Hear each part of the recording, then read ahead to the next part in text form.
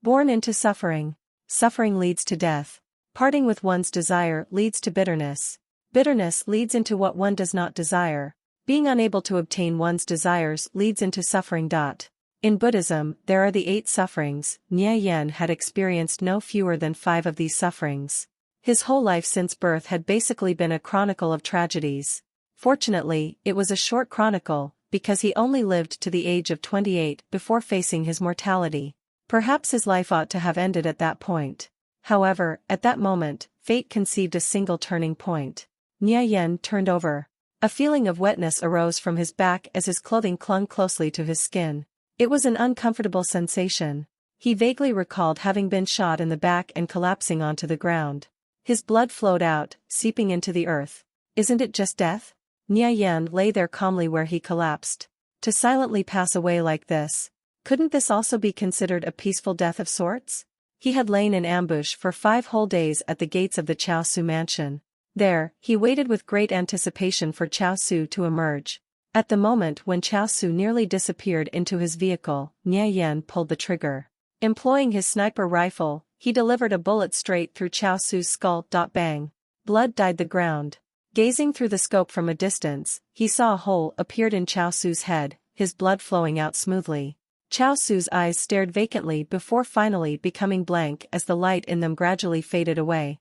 Replaying the event in his mind, Nie Yen felt incomparable pleasure in his heart as he recalled the scene of the bullet piercing through Chao Su's head. Naturally, it was because he had been unburdened of his hatred. Chao Su possessed a lifetime of glory and splendor, yet he died at the hands of a nobody like Nie Yen. Even if he became a ghost, Nie Yen wouldn't be too particularly bitter. In the face of death, everyone was at an equal standing. Even if he had the wealth to rival nations, it still hadn't been able to save his life. Chao Su had committed too many evils. It would be hard for him to escape retribution in the afterlife. At the same moment when Chao Su's brains were blown out, Nie Yen came to a realization. His perspective on life underwent a complete transformation. So everything in life could be determined by no more than a single shot of a sniper rifle. Perhaps tomorrow his picture would appear plastered on the front page of the morning newspaper. The headline would read "Millionaire Chao Su Assassinated." Below, a giant mug shot would lay on the page for the common people to revere and worship. Immediately after Nie Yen had assassinated Chao Su's personal bodyguards discovered his location and went in pursuit. They shot at Nie Yen, and a single bullet managed to hit him in the back. He felt a burst of sharp pain. So this is how it feels to get shot. His heart gradually grew colder as his life force rapidly escaped his body. Am I about to die? He thought, and let out a faint laugh. He laughed at the bitter shortness of life. He laughed at his life of confusion and hesitation. Only when he was about to die did he finally awaken to reality. Shortly after this realization, tears began to streak down his cheeks. The deep animosity he felt towards his parents had already ceased to exist. The events of the past were now replaying within his mind as if they were some kind of film. The only thing he longed for now in his fading time on this earth was her faint, unblemished smile. She was Nie Yen's fellow classmate in high school. By now, she had already been engaged to someone else, yet her elegant and refined complexion remained engraved in Nie Yen's mind, the same as it was in the past. Following the passage of time, her image became all the more unforgettable. He wondered, when she receives the news of my death, of how I took Chao Su out with me, how will she react? Will she sigh? Or perhaps, will she shed tears in grief? The old memories of the past seemed to breach through their constraints and began flooding in. They were now drifting and floating within his mind. He was quite regretful. Sometimes, when you finally realize or understand the truth of something, it is already too late to do anything about it. In this lifetime he truly had too many regrets, too many unfulfilled desires. Nie Yen reached out to grab at the empty air, wishing to grasp onto something. However, to his dismay, everything had gradually gone out of his reach. Alas, his life had finally reached its limit. Up ahead lay only an eternally silent abyss. Remorse and dismay resembled a dagger as it incessantly sliced at his heart. The pain in his chest was unbearable. What wrongs have I committed in my past life for the heavens to torment and punish me in such a way? Nie Yen's grievances soared to the heavens. He was bitter. He screamed resentfully in his mind as teardrops continually tumbled down his cheeks. The moment seemed to last forever, and Nie Yen was actually completely unaware of how much time had passed. Eventually, his mind calmed down and gradually became serene. His mind was still active as he pondered away. Could it be? Is this death? Perhaps, I'm in spirit form now? For a long time Nia Yan felt sensations in his fingers, moreover, it felt real. Why, after all this time, why am I still conscious? He immediately sat up. Surveying his surroundings, he stared out blankly, at a complete loss. Could it be? Is this the underworld? Nia Yan's dull eyes gradually began to regain their focus. As he looked around, a few old things entered his vision, a wooden bed, a chair, and a visibly damaged floor. Where is this place? Didn't I already die? He felt as if he were in a dream, having a sort of illusory sensation. He began feeling his back, his entire hand felt wet and sticky. However, as he moved his hand into view, he saw that his palm wasn't covered in blood but rather sweat. The wet sensation he felt earlier was due to the clothing on his back having been soaked wet in his own perspiration. What's going on? Didn't I lose a lot of blood? He vaguely recalled his blood being red. It was just like red wine, except with a scarlet tint. It was the color of his life gradually fading away. Nia Yan still felt pain after pinching himself. This really isn't a dream.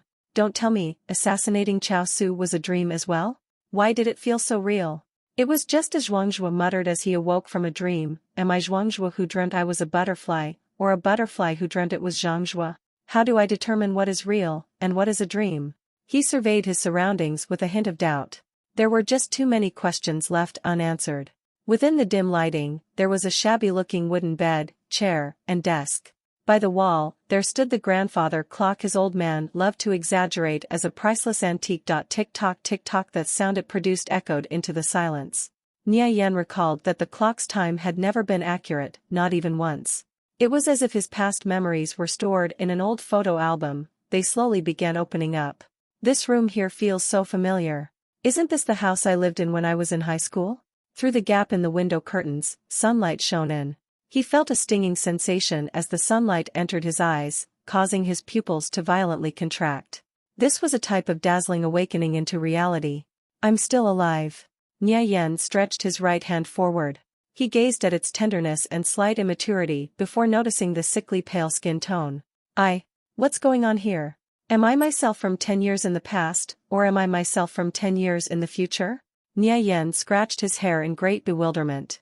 Aligning his train of thought, a few fragments from his memories began emerging. Gradually, they became clearer and distinct. This was the year he turned 18. It was summer vacation and his parents weren't home. He had developed a 40-degree fever that summer and nearly died. Only through luck did he manage to keep his life. During that time, his parents had left him with a bit of money. Immediately afterward, they took off without a word of goodbye. They never returned home, not even after 2 or 3 months. And he wasn't able to reach them through their cell phones either. It was as if they had just vanished without a trace. At that time, he believed his parents didn't want him anymore. He was alarmed, terrified, scared. All kinds of emotions began to plague and burden him. In addition to this, he had also developed that high fever. The experience left a deep trauma within his heart. He became timid, cowering at the slightest breeze. It took him until the age of 25 to begin correcting that personality to some extent. Only afterwards, when he grew up, did he find out that his parents hadn't abandoned him on purpose. Rather, they had borrowed money from a family friend and started up a smuggling businesses at the country's borders. At that time, the country urgently needed a type of metal called polonium. It proved to be an important strategic resource.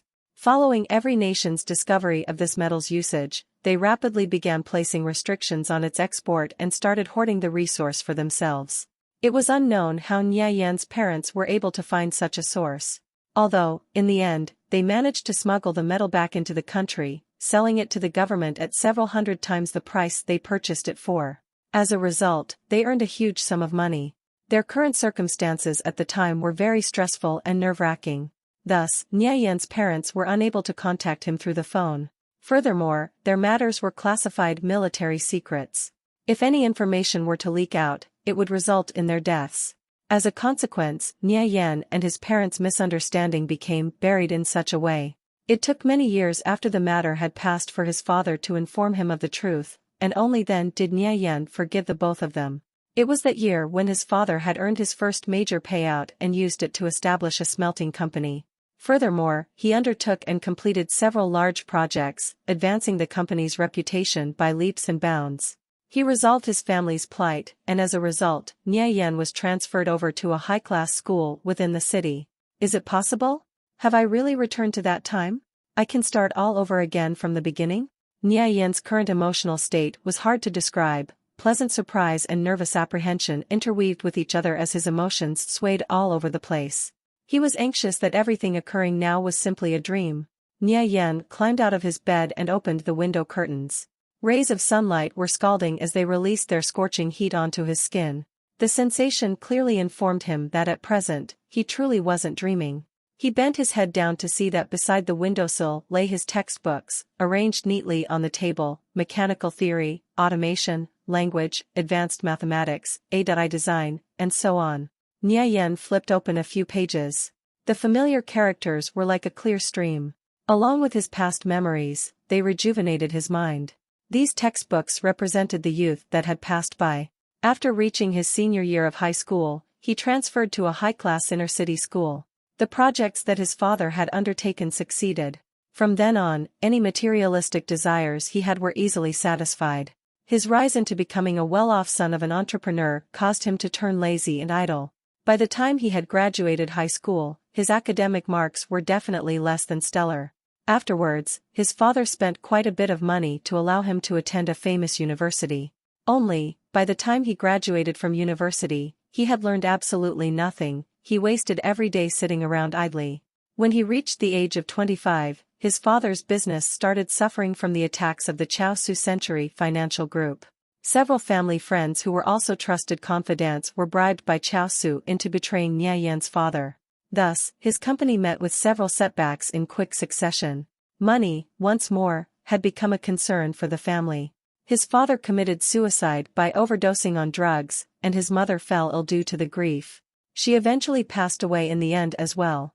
Only after suffering the pain of losing both his parents did Nie Yen begin making progress in his studies, self-studying in numerous courses. However, by that time it was already too late. He had simply missed too many opportunities. Once full of longing, Nie Yen was prepared to hew out a piece of the world for himself. However, how could Chaosu allow the son of his former enemy to make a comeback? With Chaosu interfering behind the scenes, there wasn't a single company who dared to hire him, leaving Nie Yen with nowhere to go. If it weren't for him playing the virtual reality game Conviction, scraping by with what little income he could earn by selling items, he wouldn't have been able to even eat a meal. He had no hopes of gloriously defeating Chaosu by rising to prominence as an underdog. However, an anxious hare could still give a nasty bite. Being at an impasse, Nie Yen's final decision was to take Chaosu out with him. The sound of the gunshot vented out all of Nie Yen's resentments and loathing. His destiny seemed bright and clear, so Chaosu probably never thought his life would conclude in such a way. Nie Yen believed himself to have died and never expected time to play a joke on him, returning him to the summer vacation of his second year in high school. 1. And though he still wasn't able to contact his parents, he could at least be certain they were still alive. When he thought of this, tears began filling his eyes. When a son wanted to provide for his parents yet the parents were already gone. No other person was capable of understanding the bitterness and grief in Nie Yen's heart. The heavens had given him another chance. He would absolutely never become confused and act indecisively again. It would take a little over 20 days for his mother and father to return home. Since it was summer vacation right now, at the moment, he had no choice but to stay at home. That year, in the latter half of the second semester during my second year of high school, if I recall correctly, the virtual reality game, Conviction, had just recently been released. Nie Yen distinctly remembered the scene of countless financial firms establishing a presence in Conviction's rapidly rising popularity on the year of the game's release. They poured tremendous amounts of resources into the large-scale development of this virtual reality game. It was truly due to these numerous financial firms that Conviction deservedly became the second world for humanity. After he entered the high-class inner-city school, he was finally introduced to the game by his best friend. By that time a semester had already passed. Only by then, many people were already at a very high level. He had already missed the best period of time to begin leveling. Left behind, he had no choice but to try and catch up with all his might. The faded pages of the photo album, his memory once again turned anew, revealing their bright colors. The most unforgettable moments in his life had come from the time he'd spent in the game. He had come to know so many friends in that game. In the calendar of his life, it was only because of them that those days of loneliness had not appeared too excessively senseless. Prior to assassinating Cao Su, Nie Yen was formerly a level 180+ great thief. Though he wasn't at the summit, he could barely be considered to be among the top experts. Nie Yen suddenly recalled there was a bank card containing all of his savings in the drawer.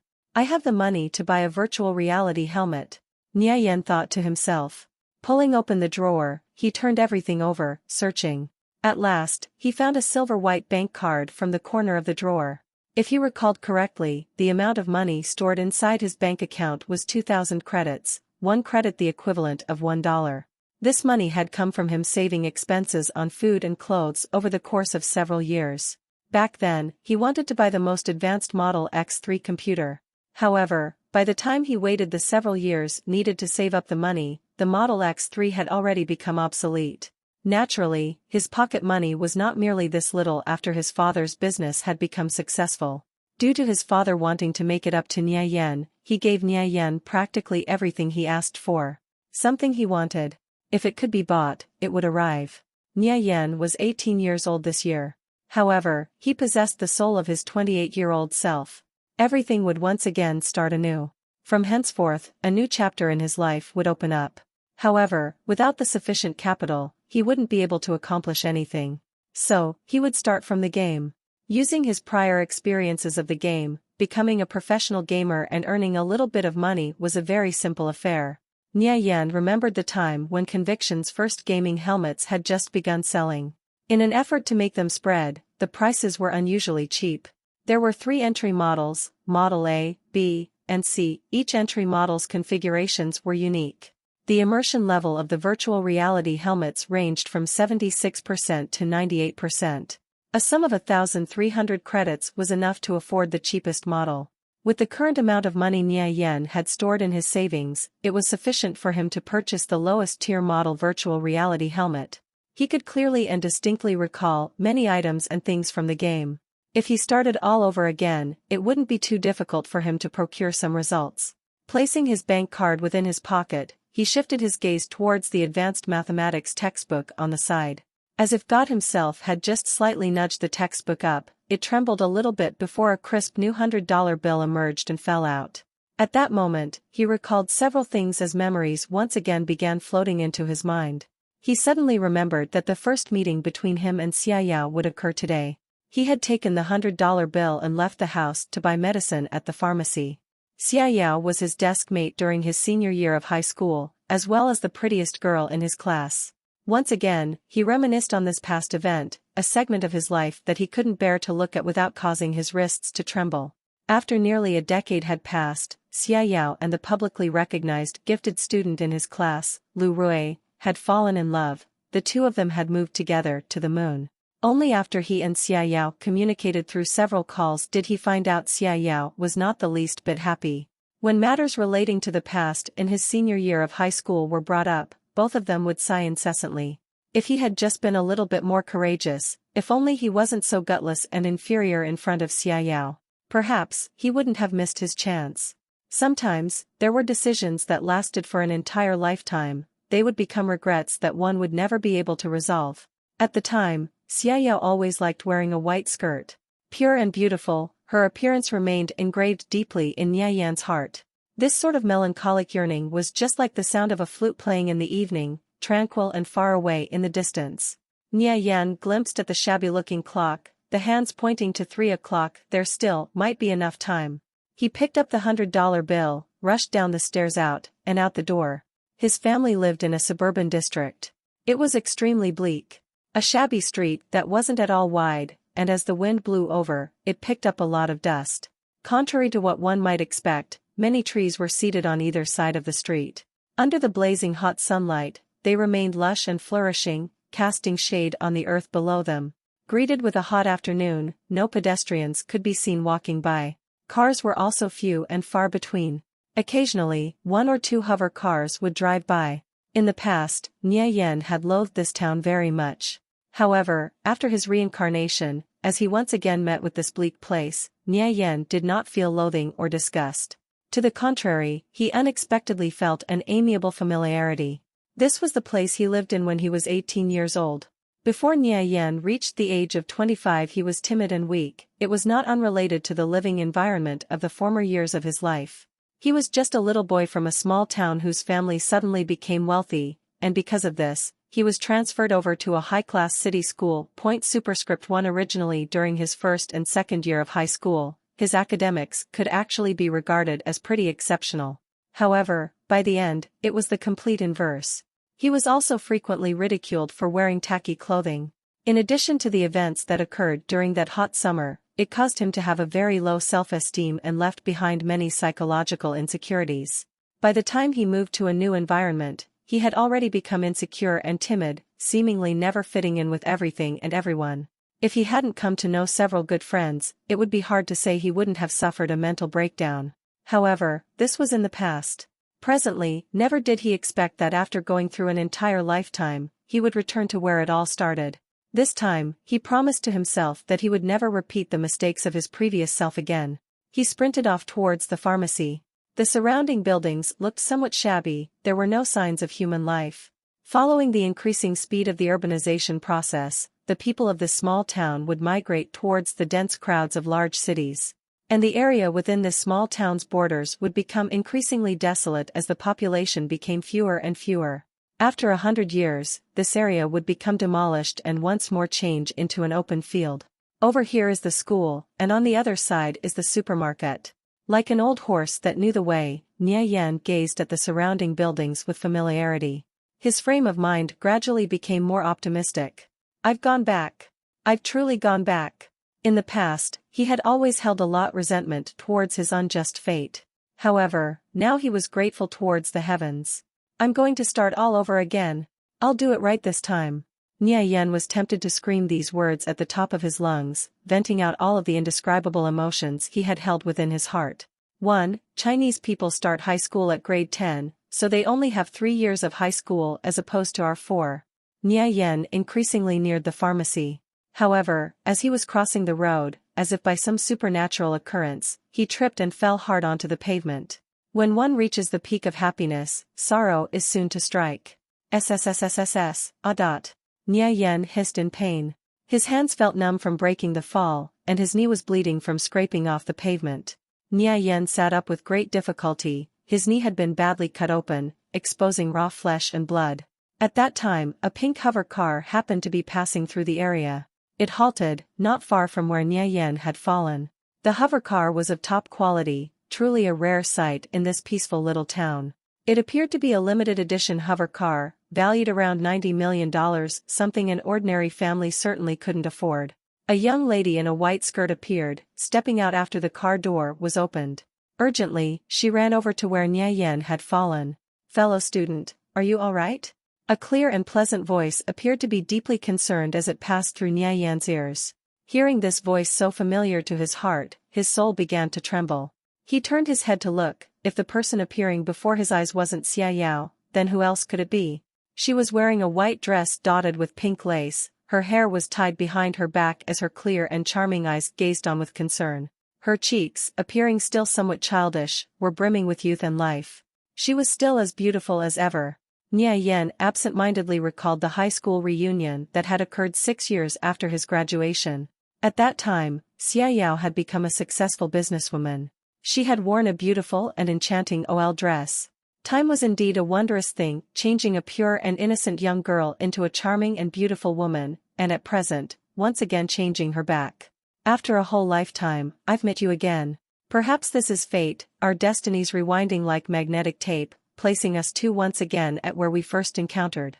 Melodious music slowly began playing in his soul, every single note so pleasant and beautiful to listen to.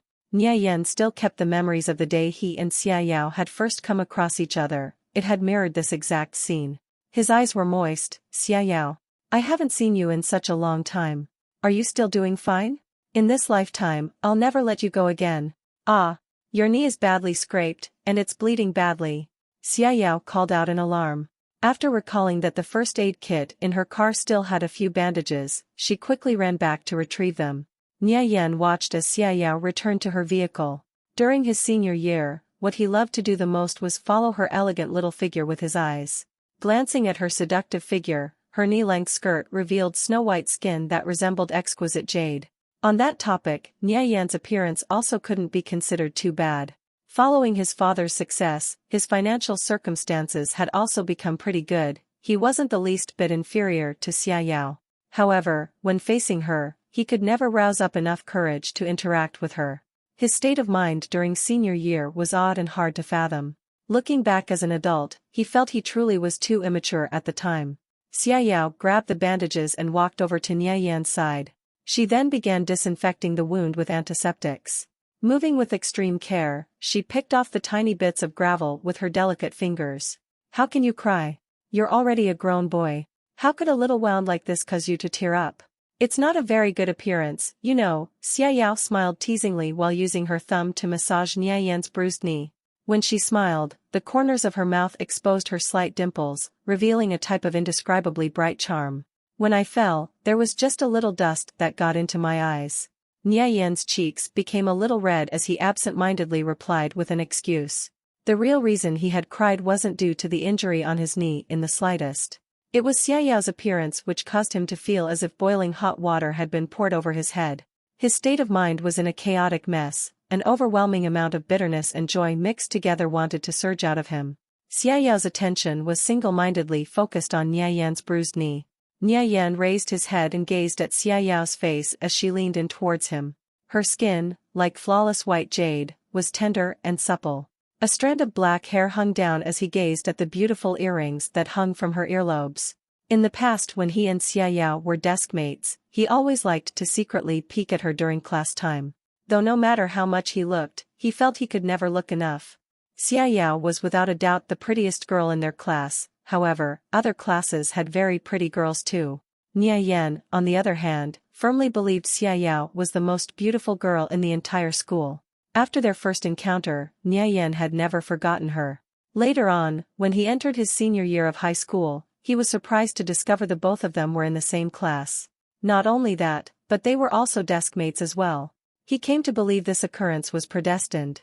It wasn't until 10 years later that he came to understand, even if two people were fated to be together, if one didn't properly seize their opportunity, they would miss their chance. By the time he became aware of this, it was already too late. "How could you come here all by yourself? This is a really dangerous area where a lot of criminals operate," Nia Yan said in a genuinely concerned tone.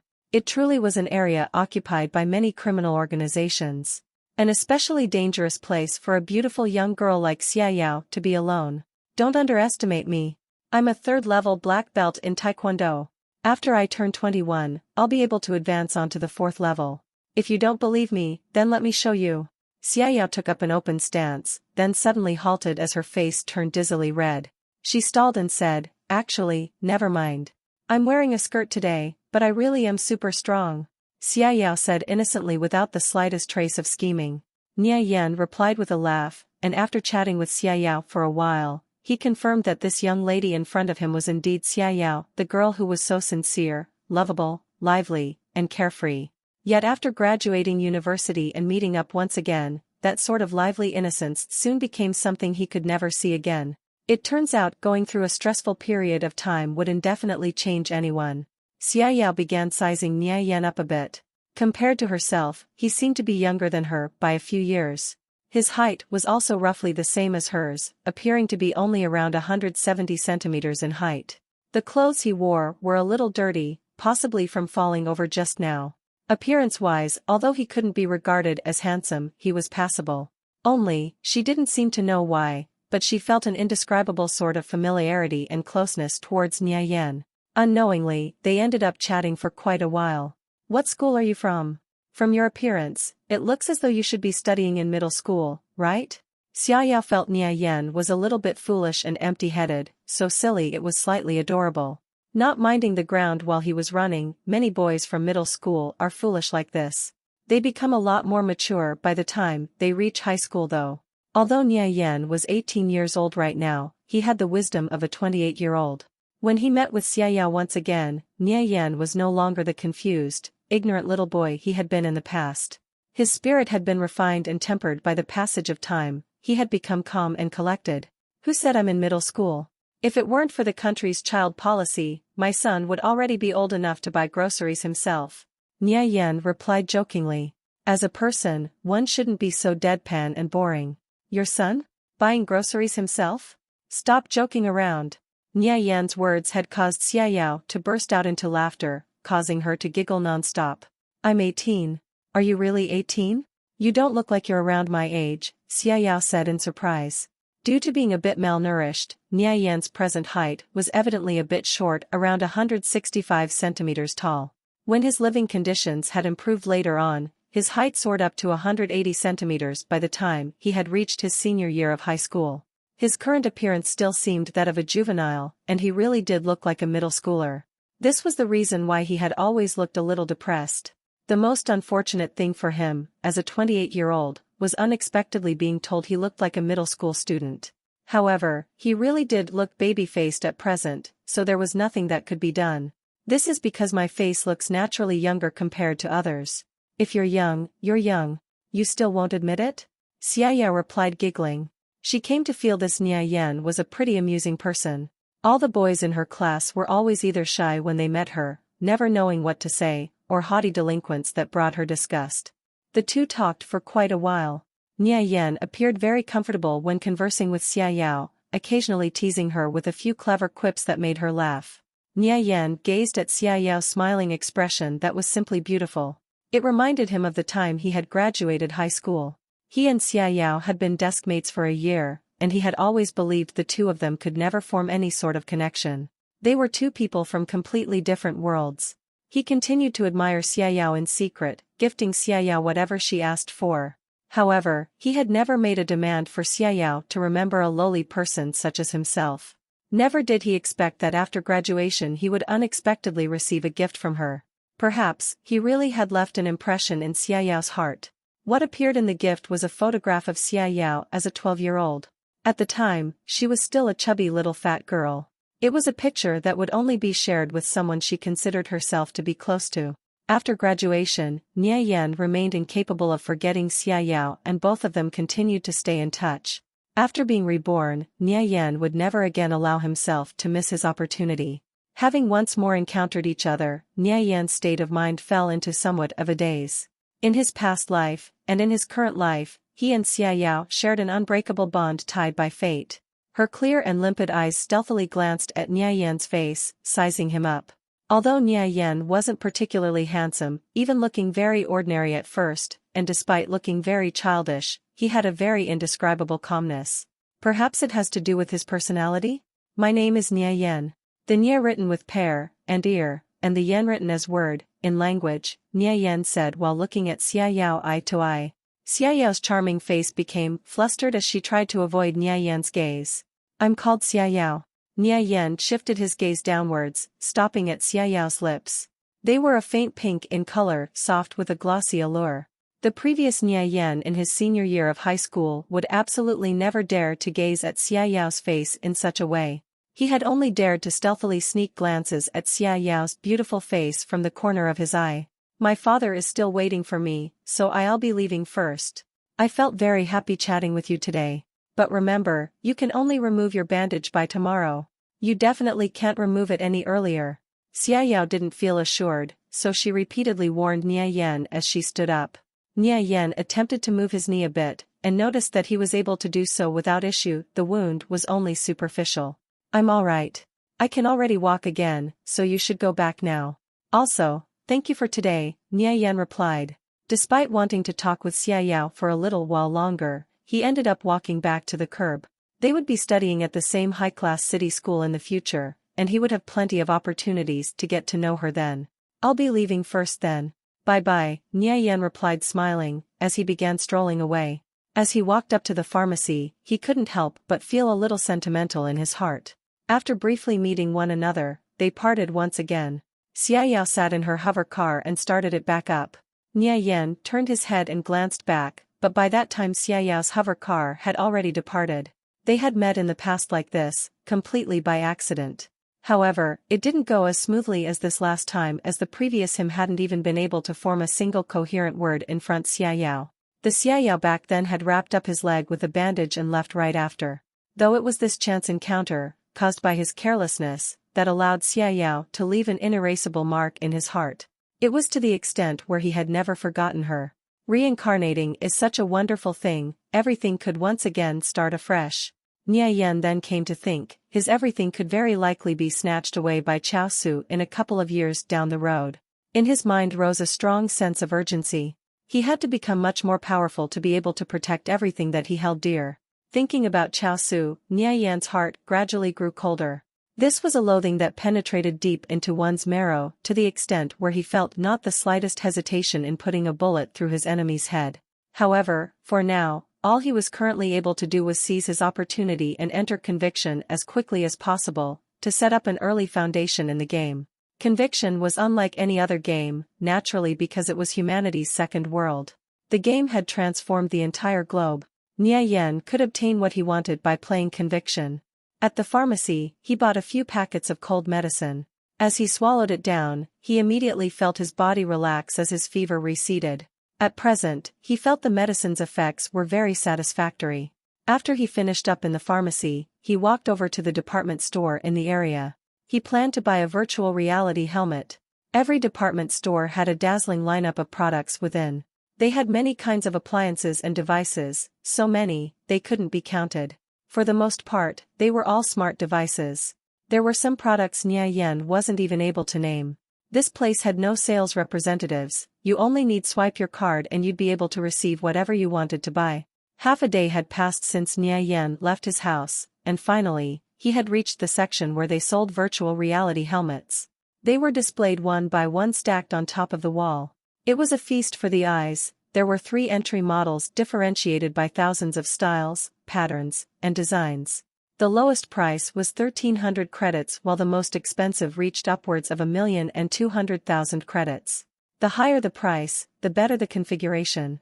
You get what you pay for, and at present Nie Yan could only afford the cheapest configuration. Besides the currently available virtual reality helmets, there were also limited edition ones that could be purchased only by making a reservation. Their prices reached upwards of 60 million credits.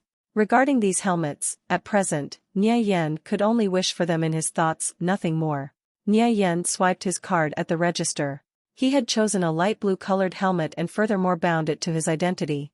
Once his identity was registered to the helmet, it could only be used by him from then on.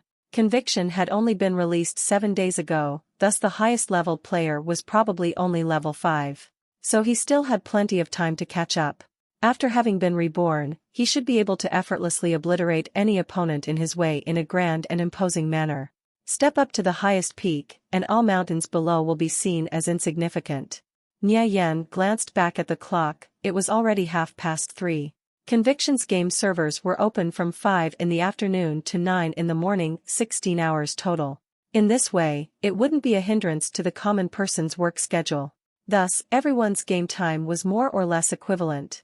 Hence, it made it unlikely for any single player to create a large disparity in level compared to the rest of the player base. In addition, Conviction's virtual reality technology exceeded perfection. As a result, it gained increasing popularity, eventually becoming popular all over the globe. It gradually transformed into an absolute necessity in everyone's life. This was the world that had become dominated by virtual reality technology. It had become a perfect system. 5 months later, Conviction would complete this system by connecting virtual currency with the real-world economy, thus completely merging into humanity's livelihood. With such a high rate of player retention, the player base was able to grow to a tremendous amount. It spurred the increasing consumption of virtual reality in the rest of the world. The amount of time the world spent playing Conviction every year was so astronomical, it was to the extent that it surpassed the amount of time they spent in reality. The emergence of numerous new consumer groups caused the creation of a great number of service industries, a vast majority of which targeted the professional gaming community. Almost every financial group had established a presence in Conviction. Following the establishment of his father's business after the company had produced decent earnings, Nie Yan's father also began participating in Conviction's rising popularity. He put up a large sum of money into the game as well. Though in the end, due to suffering a crushing defeat, it resulted in the company and its assets being brought to ruin. This allowed Chao Su the opportunity to seize even more of an advantage. Nia Yen absolutely wouldn't allow such a situation to occur again. Establishing an early presence in conviction was essential, and it was crucial that he mustn't fail. Nia Yen needed to first help his father by paving the road ahead. Only when his father begins injecting funds into conviction will he be able to establish an uninterrupted chain of funding and take the first steps towards success. This would prevent any problems from arising in the future. Nia Yen made a stop and ate out for dinner, spending $30. By the time he had arrived home, it was already nearing 5 o'clock. After putting on his helmet, he calmly waited for conviction to boot up. 12 minutes had passed. The helmet's display gradually illuminated, revealing the time to be 5 p.m. Abruptly, a lively jingle began playing, echoing through his ears. The tune felt familiar, it had been something he'd heard countless times in the past. He never felt any particular attachment towards it. However, it currently felt strangely pleasant to his ears. System, do you wish to create an account? Yes. System, please select your country. There were 3 factions you could choose from when entering conviction. The first was the righteous faction who guarded the light. This faction consisted of the Viridian, Golanlan Empire and Citrine, Sati-En Empire. The Viridian Empire was a nation ruled by humans and governed by an elder parliament. The Citrine Empire, on the other hand, was a nation formed from the alliance between dwarves, beastmen, and elves. The second was the evil faction who guarded the darkness. It was ruled by a tyrant who reigned over both the devils and undead. For people who didn't enjoy conflict, there was a third faction which was neutral and ruled by the Irenic giant tribe. In the past, Nia Yen had chosen the Tempest Thief class of the Viridian Empire, which meant he was also quite familiar with the landscape of the empire. Furthermore, he was well acquainted with the Tempest Thief's skills and class quests. If he had chosen a different starting nation, then the superior advantage he had gained from being reborn wouldn't be worth much in the end. Nia Yen held a special type of affection for the Tempest Thief class. After all, he had dedicated nearly a decade of painstaking effort into it. The level 180 thief represented the height of his glory. When he considered all these factors, he selected the Tempest Thief as his class once again, just as he had in the past. System, you've chosen to start in the Viridian Empire. System, you've selected Tempest Thief as your class. System, please name your character.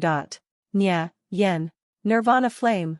Nia Yen chose the same name as he had in the past. Nirvana Flame, though these words were pronounced in the same way as his real name when they were spoken, they presented the meaning of a phoenix entering nirvana and being reborn. System, successfully created character name. The character Nirvana Flame has been created. The game automatically blurred the player's true appearance after entering. Then, the system would conduct minor alterations to the face of the player's character. Under normal circumstances, the appearance of the player's character and the player's actual appearance were vastly different. It would actually be quite difficult to recognize a player in real life. However, the actual beauty or ugliness of the character was more or less equivalent to how it would be outside the game. Nia Yen opened his status window and took a look at his own stats. Character, Nirvana Flame. Level, 0. Strength, 2. Dexterity, 2. Intelligence, 2. Physique, 2. Awareness, 2. Charisma, 2. Health, 100/100. Rage, 0/100. Defense, 2. Defend 20%. Attack, 3. Hit rate 10. Attack speed, 5. Resilience, 1. Magic resistance, 0.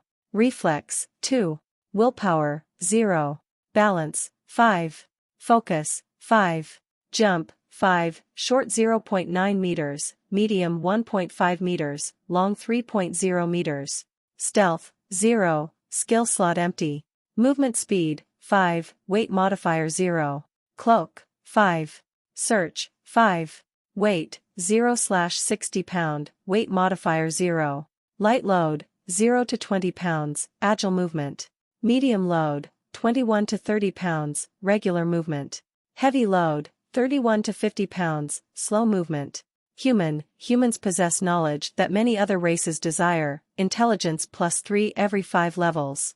Thief class trait 1, gain a trap exemption bonus every 5 levels. Thief class trait 2, gain +30% attack when attacking an enemy from behind. Human thief, excellent intelligence allows human thieves to be proficient in employing all kinds of tools and enchanted items. Masteries, beginner evasion, beginner dagger, beginner cloaking, cloak +2, beginner marksman, bow and crossbow, beginner adept hands. These were the base stats for every type of thief in the beginning of the game. Furthermore, at level 0, the system gives you 5 stat points and 1 skill point. Nia Yen took a glance at his status window. When he had chosen the Tempest Thief profession in the past, he had added 1 point in strength, 2 points in agility, and 2 points in physique in order to make himself more durable. In turn, it caused him to have a very weak attack power and slow attack speed during the initial stages of the game, and wasted a lot of his time trying to level. In reality, thieves never required a lot of HP at the start of the game. Thinking about this failure and all the time he had wasted, Nia Yen couldn't help but drop his shoulders down and sigh many times in the past, wishing he could delete and restart again. This time around, he wouldn't repeat such a disastrous mistake again. This time, he added 3 points into strength and 2 points in dexterity. He had concluded this was the optimum ratio, after taking into account the leveling habits of his previous life. He took another glance at the status window after allocating all of his stat points. Attack 5.6. Hit rate 10.0-10.6. Movement speed 5.0-5.4. Attack speed 5.5.6. There were also class masteries. Regarding these thief class masteries, a majority of thieves from the human race would choose to add their first mastery point into either evasion, weapon mastery, or cloaking. Nia Yen was also prepared to add his first mastery point into weapon mastery, but he stopped suddenly. After a moment of careful consideration, he decided to add his first mastery point into marksman. Beginner marksman, intermediate marksman, rapid reloading +3, firing range +3, attack when using crossbow/bow +3, ignore level +3, thief class modifier +1. Class masteries were divided into 5 levels.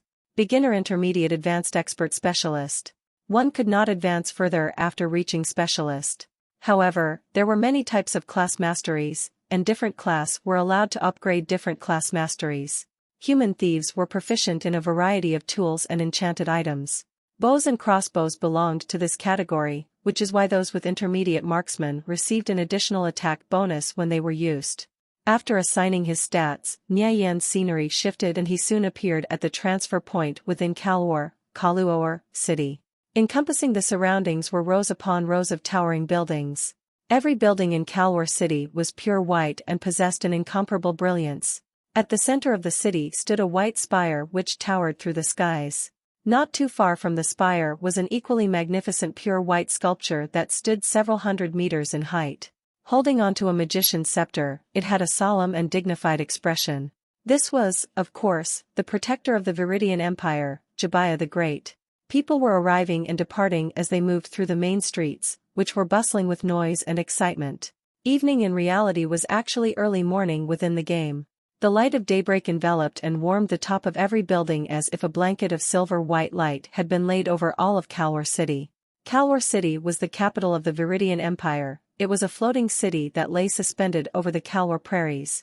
From the city, numerous transfer points connected to various other cities, towns, and villages. Selling top-rate white-grade dagger, attack +2. It's better than the novice dagger, attack +1, and only costs 2 copper coins. Only 3 left in stock until they're all sold out. A level 3 arcane mage had currently set up shop near the transfer point. Many beginners were crowding in front of his store. Every new person who enters the game receives 10 coppers in their inventory as their starting capital. Even though they felt their hearts ache, many people still purchased one of these daggers for the sake of training a little bit faster in the initial stages of the game. Nia Yen snorted in disdain. On the map, the same daggers could be found in level 1 to 5 villages being sold for only 1 copper. Furthermore, level 0 players could easily walk up to a transfer point and teleport to one of these villages free of charge. They could purchase one of these daggers from an NPC, and then come back all within 2 or 3 minutes. In his previous life, he had also foolishly bought one of these daggers, only to find out he had been cheated later on. The nearby towns each had their own stores. The small town of Link had a clothing shop, Josephtown had a hat and shoe store, and Locktown had a shop that sold weapons. Nia Yen teleported back and forth 3 times through the transfer points. He spent 6 coppers to switch out his defenseless beginner equipment for better gear. Each piece of equipment gave him an increase in defense. He gained 1 to 2 defense each from equipping his new footwear, headgear, shoulder guards, and leg protectors. He also gained an additional 2 to 3 defense from equipping cloth armor. These were all lessons he had learned from his past experiences. Taking a look at his defense, it had now become 8 to 13. If beginner thieves at level 2 or 3 weren't resourceful enough in keeping their equipment up with their levels, they would also have this little bit of defense. After taking a stroll around the marketplace, he discovered a level 3 paladin selling thief-class stealth skill books. He was selling 6 books for 6 coppers each in his store. Many of the low-level thieves could only gaze from afar due to the price of these skill books being so expensive. The paladin had the appearance of a man in his 20s. His stature was tall and robust. It would have been pretty good if he had chosen to be a warrior, but he was still passable as a paladin. Paladins were guardians of the Temple of Light. They could learn holy skills passed down from the temple, such as certain offensive enchantments or healing skills. Furthermore, they had decent close combat skills and could provide supportive party buffs for teammates at the same time. They were a pretty balanced class in every aspect. Silencing paladins were paladins that could learn silence, a divine skill that could suppress mages, priests, and other mage-type classes. How much for this stealth skill book? Nia Yen asked as he bent down and picked up the skill book from the cloth mat that was spread out on the ground. The stealth skill was an essential skill for a beginner thief. Luckily, though, the stealth skill book had a very high drop rate from the various monster spawn points, so it wasn't too expensive. You've already seen it, the price is 6 coppers, the paladin replied, pursing his lips into a frown. Aren't you just trying to rip people off? A silencing paladin like you can easily hunt down the fallen shamans around Link Town. You could easily farm out 6 skills books in a day, and still not lose any health. It's definitely much easier to make money this way compared to farming goblins. Aren't you ashamed of yourself, selling at such a high price? 3 coppers, and not a copper more. Nia Yen haggled down the price to half. How could it be as easy as you described? Do you even know much I spend on potions a day? If I sold it to you for 3 coppers, I basically wouldn't be making any money. My lowest offer is 5 coppers. The paladin was shocked by Nia Yan's words and had taken quite a while to reply. He definitely wasn't the type of person who was calculating and skillful at deceiving others. At a glance, this new player in front was definitely a well-informed customer, definitely not someone to be easily fooled. That's because the place you're farming monsters at is inefficient. If you farm the fallen shamans at these coordinates, 22385.213338.23329, you can easily get at least 10 skill books a day. Not only that, you won't waste a lot of money on potions as well. 3 coppers, not a single copper more. If you don't want to sell, then I'll just take my leave. Nia Yen had inspected this paladin. He had a squarish jawline with slightly grown-out stubble, and his appearance didn't seem too despicable. Wait a minute. What did you say those coordinate numbers were? Does that place truly drop many stealth skill books? The paladin hurriedly asked.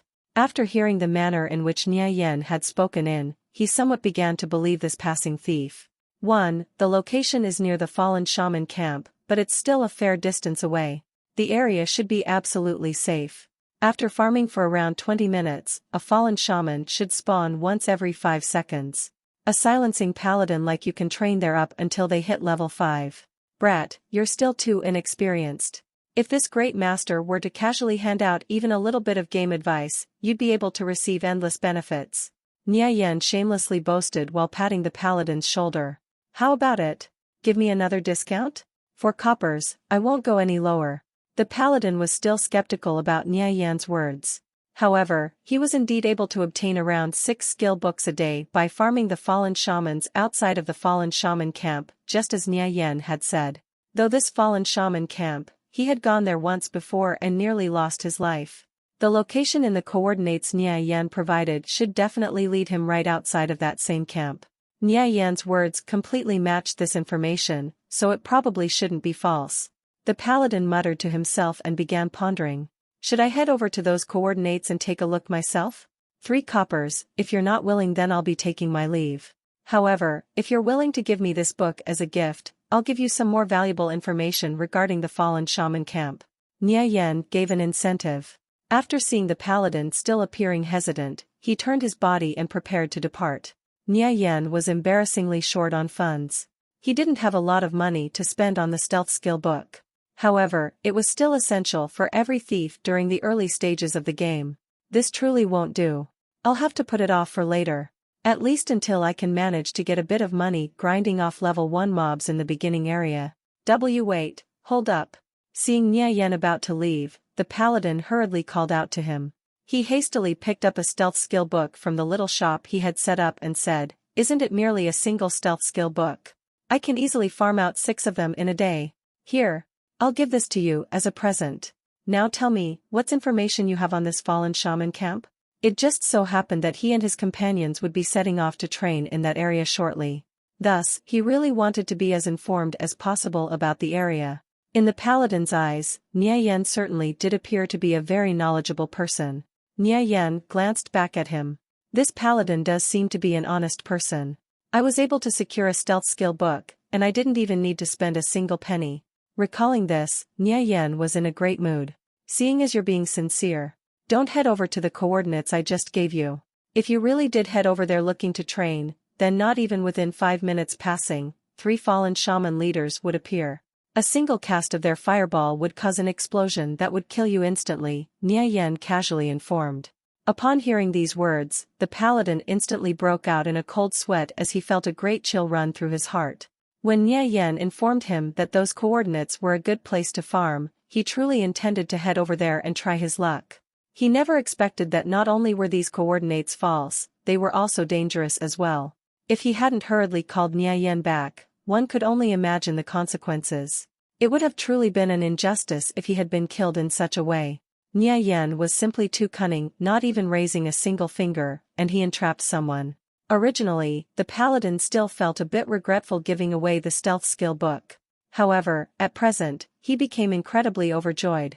There was basically no comparison between his life and a single stealth skill book. Dying in the game would result in losing a level along with losing a random piece of equipment. It turns out being a kind and sincere really does have its own benefits. Noticing the paladin gazing at him with such an aggrieved expression, Nia Yen flashed a slight smile and said, "The real coordinates are 2. You can farm out 10 stealth skill books from there. The spawn rate is pretty good too, so it's definitely a good place to train. I'm not lying to you this time around. This is my way of expressing gratitude for gifting me this beginner skill book. Then, I guess this could be considered your payment?" As for the fallen shaman camp, naturally, it's a 20-person instance. There's a requisite of 72 defense for warriors. Regarding paladins and priests, the requisites are also similarly high. Paladins must have a willpower of 8 and priests are required to learn the heal skill. The strength of their heal must also reach 30 points. Not only this, but when entering the camp, you must bring an ample supply of health and mana potions. The requirements are too high. Would I still be able to enter if my willpower is only 7 points? The heal skill books are also too expensive as well.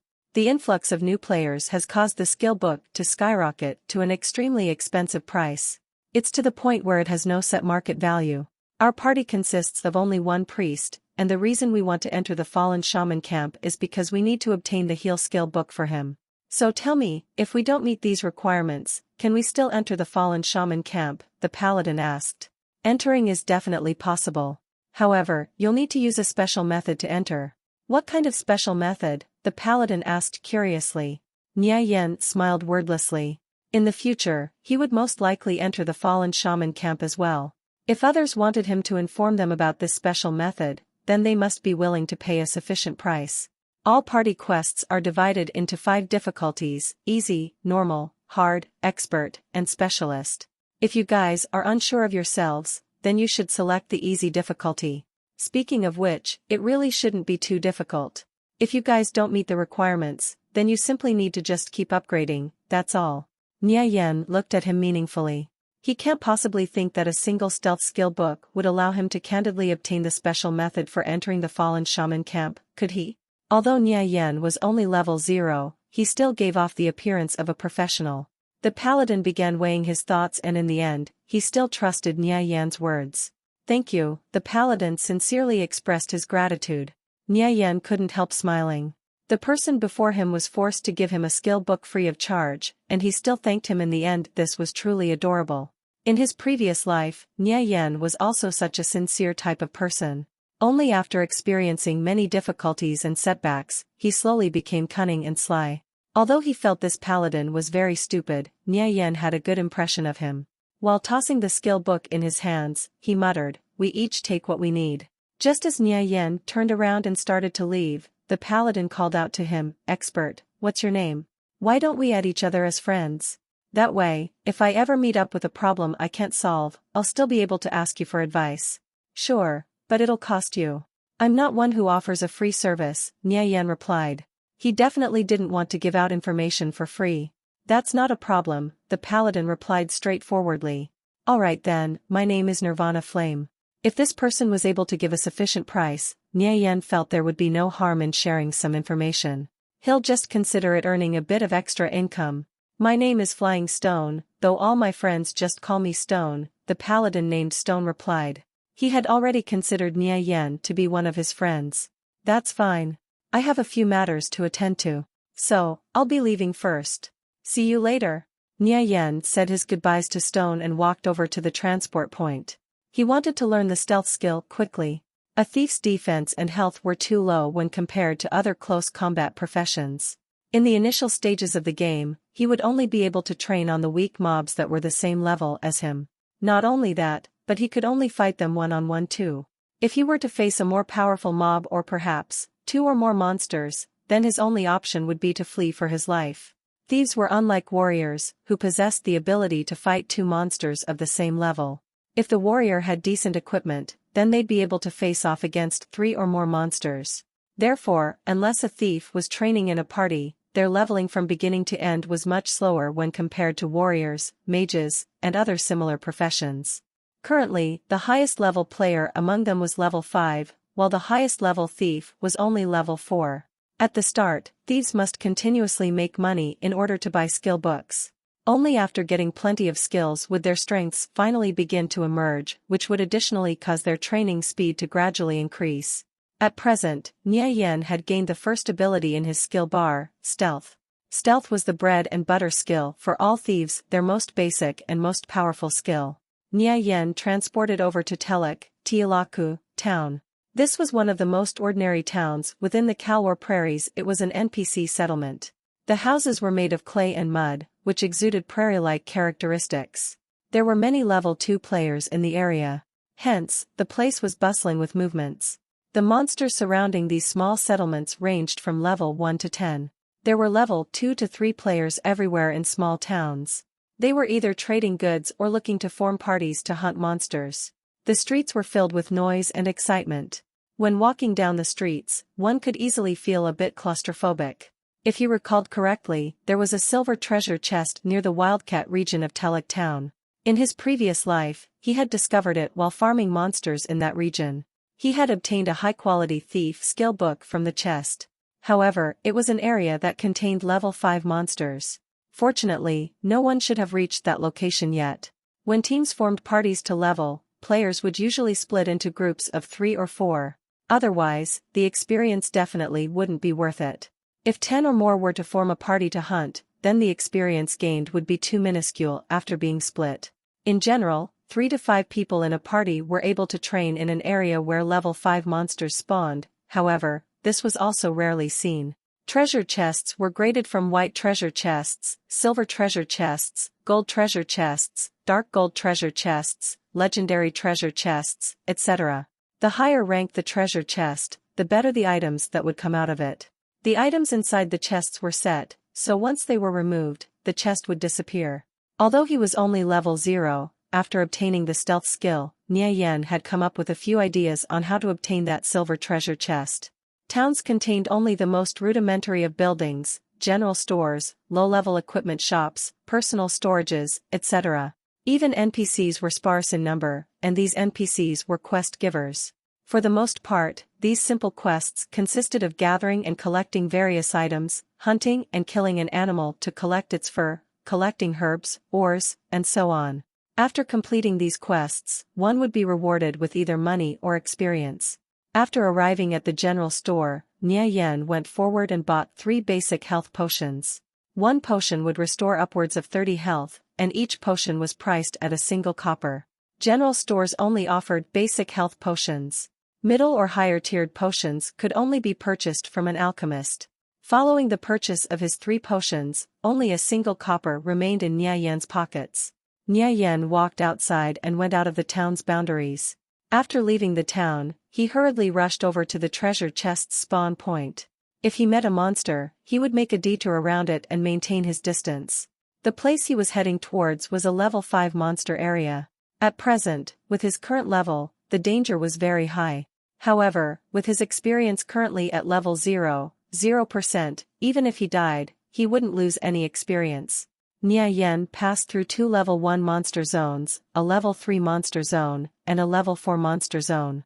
After 4 minutes, Nia Yan had finally arrived at the monster zone where level 5 wildcats spawned.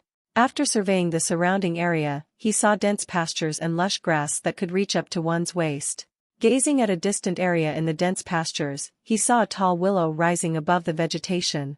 It appeared to be especially lofty and majestic as it occupied its own space within the pasture. The silver treasure chest wasn't far from this location.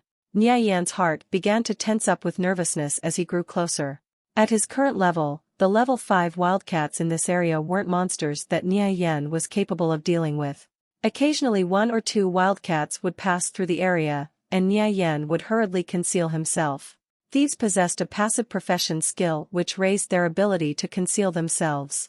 Once they went into hiding, it wouldn't be easy for other life forms to detect them. At the same time, he was still able to use his stealth skill. Nia Yan began calculating the level difference formula for stealth in his head. After using stealth, the safe distance between him and a wildcat should be about 2 meters. In other words, if he went within 2 meters of a wildcat while he was in stealth, he would be discovered.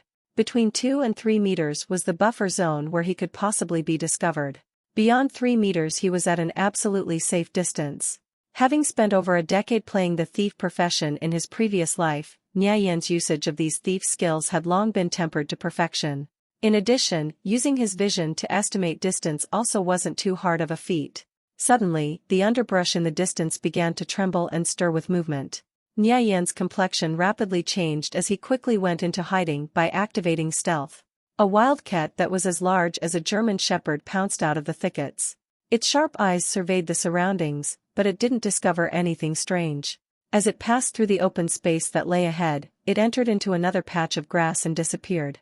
Only when he was assured the wildcat had gone far away did Nia Yan dare to continue moving forward. There was a stretch of open space in a 10-meter radius around the willow. A silver-white chest quietly lay at the base of the willow tree. The nearby area had 6 to 7 wildcats roaming around freely. To clear out these level 5 wildcats would require a team of at least 20 level 3 players. It would not be easy getting a hold of this chest.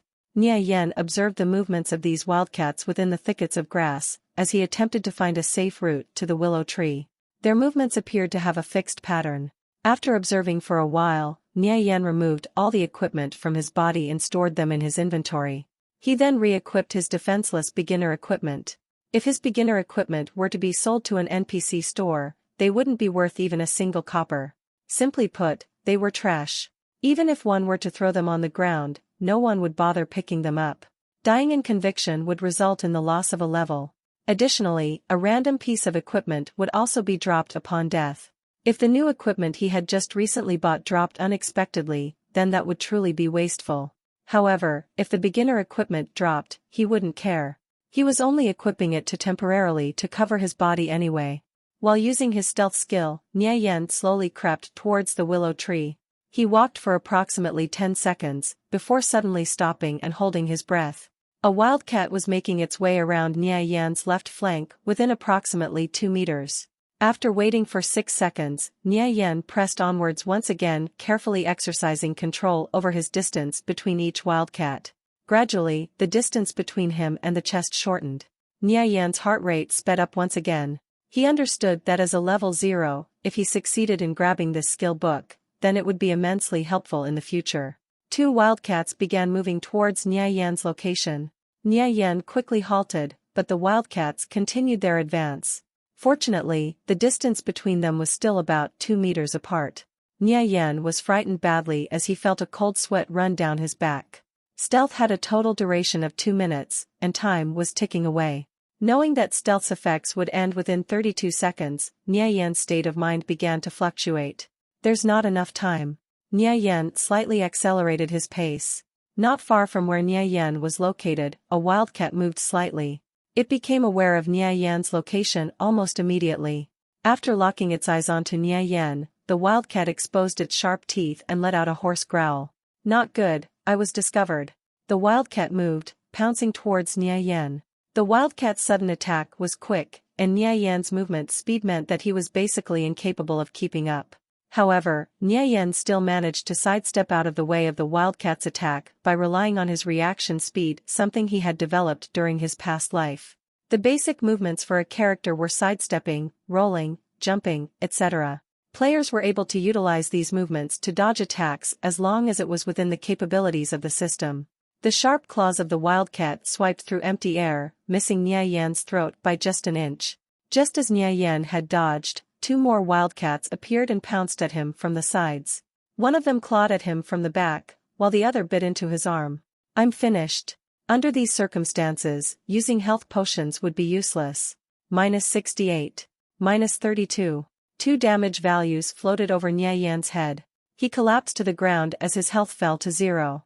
The scenery changed, and Nie Yan found himself resurrected at the cemetery in Telic Town. His failure was a result of using stealth too early. When stealth's duration was nearly up, he had become impatient and mistakes were made. This was the root cause that led him to failure. Nie Yan summed up all the causes of his failure and continued forward. As he glanced at the equipment on his body, he noticed that his arm guards had been dropped. However, it was only a piece of beginner equipment. Even if it dropped, it wouldn't be too alarming. As for losing experience, it didn't matter because he was still at level 0%. He had already created a plan in case he ended up dying, which was why he dared to venture into an area with level 5 monsters. Nie Yan set off once more.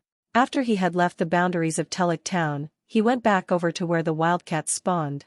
Once again, Nie Yan arrived at that open space. He soon discovered slight changes in the movement paths of the wildcats. He had led the wildcats near the chest before he died, and they continued to remain close by where he fell. Obtaining the silver treasure chest had just become a much more difficult task. The wildcats were constantly roaming about in the area. Nie Yan began studying their movement again. He could possibly brave death by drawing these wildcats away. Then, he could resurrect, use stealth to easily slip the past, and get to the chest afterward. He ended stealth. Gradually, his figure emerged about 3 meters away from the wildcats. 5 wildcats in the surrounding area simultaneously discovered him and began their pursuit. Nie Yan made a mad dash away from the area, but his movement speed was slow compared to the wildcats. Soon, they quickly caught up with him. One wildcat pounced forward, causing Nie Yan to fall to the ground. The other wildcats soon encircled him and went in for the kill. After a flash of white light, Nie Yan once again resurrected at the cemetery in Telic Town. This time, his leg guard had dropped. He once more set out of the town, rushing back to plunder the treasure after resurrecting. With the passage of 10 minutes, Nie Yan had once again reached the open clearing. The wildcats were now some distance farther from the treasure chest. As he calculated their movements in his head, Nie Yan's eyes lit up. There shouldn't be any problems this time around. Nie Yan activated stealth and approached the silver treasure chest. He advanced for more than 20 seconds, before stopping in place after noticing 2 wildcats coming up from behind. They came close to Nie Yan's location, before gradually walking away. All the wildcats in the area were rather far away from Nie Yan at about a distance of approximately 5 meters. When he confirmed that he was finally safe, Nie Yan accelerated his pace and quickly arrived at the silver chest. Stealth still had a remaining duration of 36 seconds, 6 seconds more than he had initially anticipated. Nie Yan crouched down to open the chest while still using stealth. Opening the chest would not cancel the skill. System, opening chest. Estimated completion, 20%. 50%. A wildcat in the vicinity walked towards Nie Yan. It neared a little over 2 meters before eventually stopping. Nie Yan's pulse unconsciously sped up. Calm, must remain calm. He had to constantly console himself in his head before his pulse finally calmed down. The wildcat glanced around for a short while, but eventually turned around and left after not detecting anything. Nie Yan's body eased up and he let out a sigh of relief. System, chest successfully opened. Time taken, 27.0s. Nia Yan opened the chest and began feeling around inside. When his hand came into contact with a book, his heart abruptly jumped. This is it. Taking the book out, he looked it over. Skill book, Vital Strike. Skill description: thieves can cause additional damage by attacking an enemy's vitals. Required action: requires weapon. Skill attribute: hitting a target's vitals causes 5% additional damage, marking the target with a damage debuff.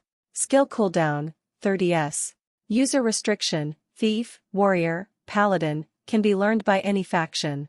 Indeed, this was the Vital Strike skill book. This was the best skill he was capable of learning at level 0. This was what he had worked so hard to obtain. After Nia Yan grabbed the book, it became a ray of white light. Glancing at his skill bar, he noticed that another skill had appeared, Vital Strike. Following Nia Yan's removal of the Vital Strike skill book, the silver chest began to gradually fade away before disappearing without a trace. It's all settled. Heh.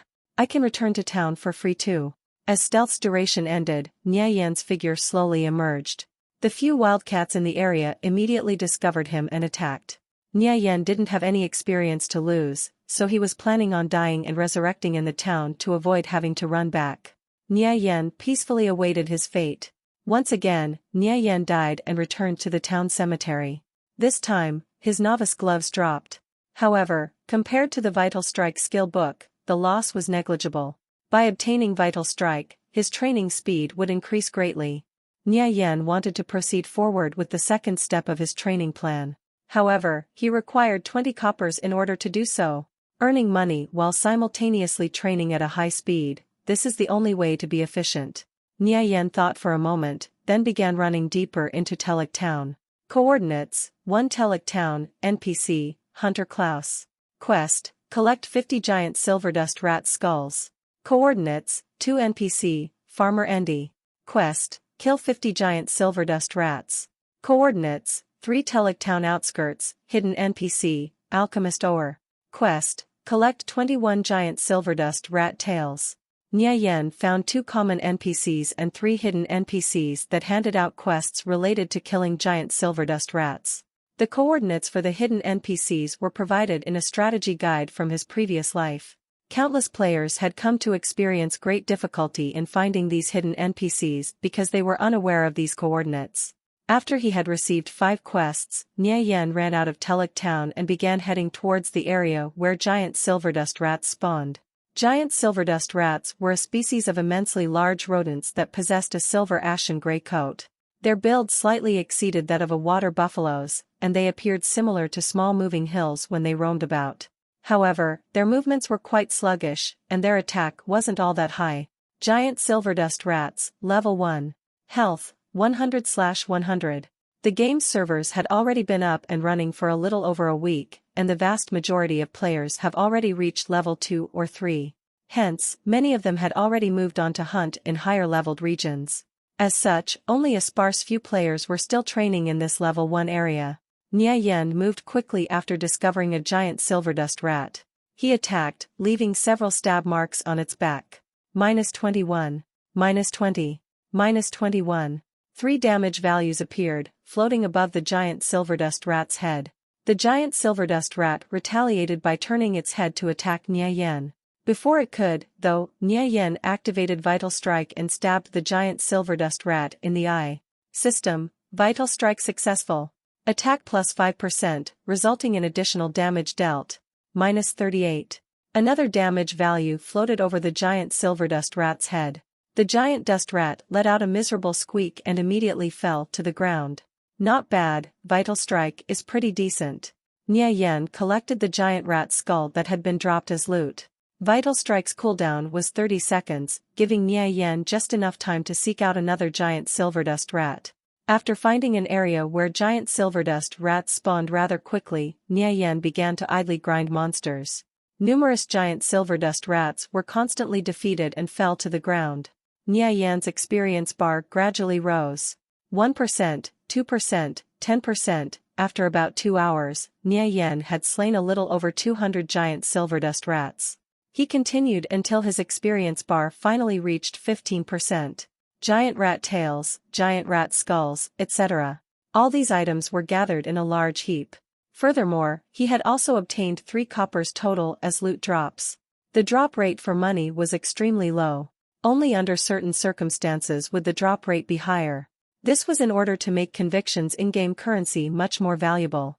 As Nia Yan's vital strike slew yet another giant rat, something appeared flickering under its corpse. Nia Yan's heart skipped a beat. Quickly, he bent over to pick up the item. Tough leather leg protectors, white equipment. Level requirement, level 0. Properties, defense 3 to 5. Weight, 3 pounds. User restriction, warrior, can be equipped by any faction. Equipment drops in conviction were quite rare.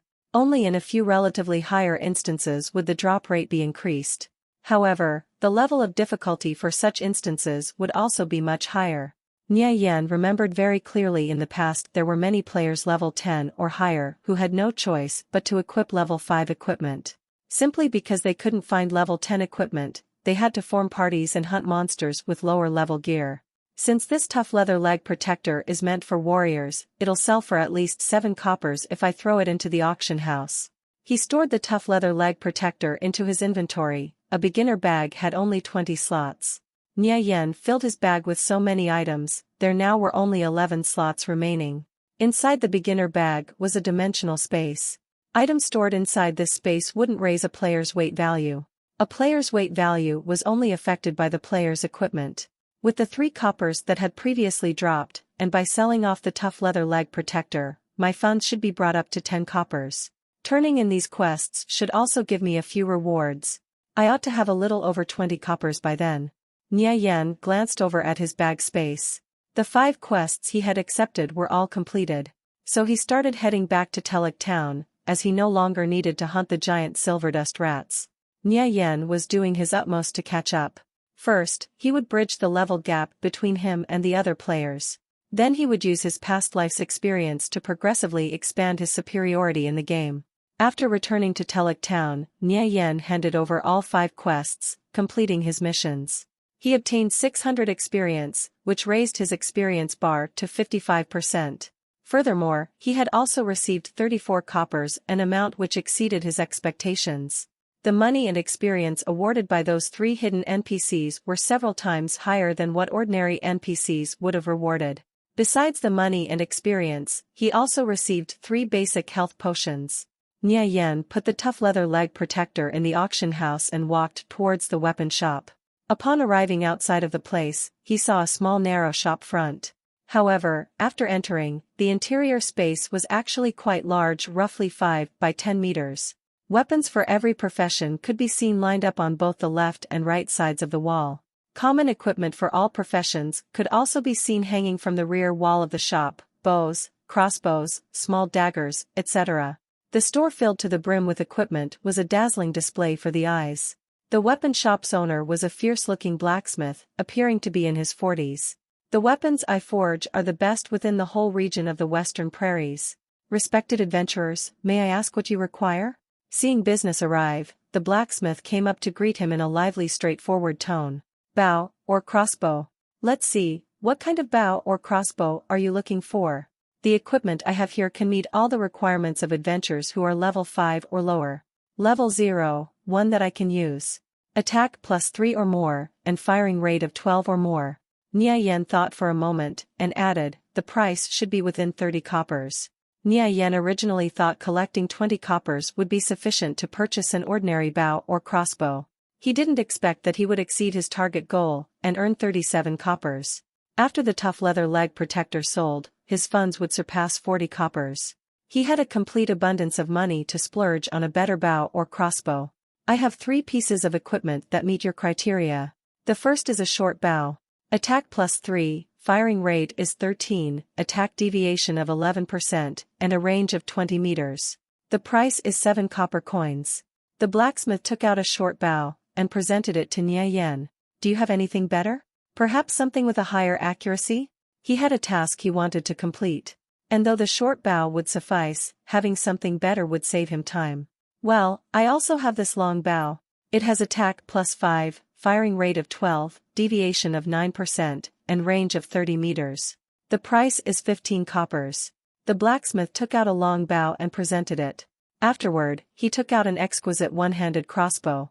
He loaded it with 5 bolts, then propped it up with his arm and aimed it around the shop. If that doesn't please you, then this is my finest piece of work, the one I'm most proud of. A compact crossbow with a triple shot effect, attack +5, firing rate of 8. Furthermore, as a result of its supplementary firing ability, the firing rate of a single shot is tested at 15. It has a deviation of 5% and a range 30 meters. The price is 28 coppers. I'll take it. Give me 9 low-grade crossbow bolt quivers as well, Nia Yen said. Each quiver contained 1,000 low-grade crossbow bolts. It was definitely enough.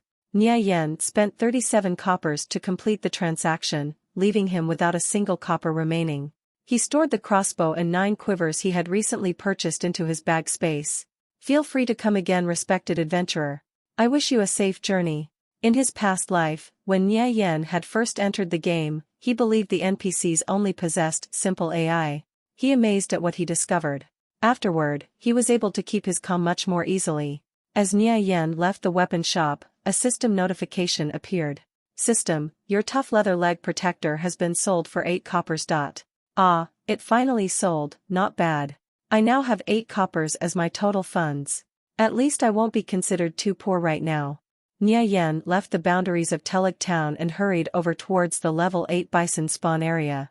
The bison monsters were even more dangerous than the wildcats. They had extremely powerful attacks, and their movement speeds were also much faster than the wildcats. In fact, they were more than 3 times faster than Nia Yen with his current stats. When facing against these bisons, there was essentially only death and no chance of survival. Currently, there was not a single player whatsoever who dared to face off against a level 8 monster. Even if they were currently the highest level player in the game, they still wouldn't dare. Passing through a vast expanse of prairie land, Nia Yen, at last, arrived at a region of barrens and stone. As far as the eye could see, lofty and oddly shaped boulders were irregularly strewn throughout the area. Within this mess of boulders were narrow cracks and passageways. It should be right here. Nia Yen surveyed the expanse for a moment. After confirming without a doubt that these were the correct coordinates, he became especially vigilant and began slowly sneaking around. This region was where bisons actively roamed about. The whole area permeated with a sense of dread and danger. Cautiously, he squeezed himself into one of the narrow passageways within the boulders. Coordinates 1. The topography of this region was strange and eccentric. The narrow passageways within these boulders only allowed enough space for a single person to pass through. As he looked out after going through the narrow passageway, a dark-colored bison in an area at a distance of about 26 meters away entered his vision. Large and robust, its entire body was densely packed with muscle. Above its head, 2 sharp horns resembling the tips of daggers protruded out. Bison Chief, Leader Level 8. Health, 300/300. Nia Yen took out his crossbow and held it with his left hand. He began calibrating it, making sure the angle was just right. By lucky coincidence, the Bison Chief was within his attacking range.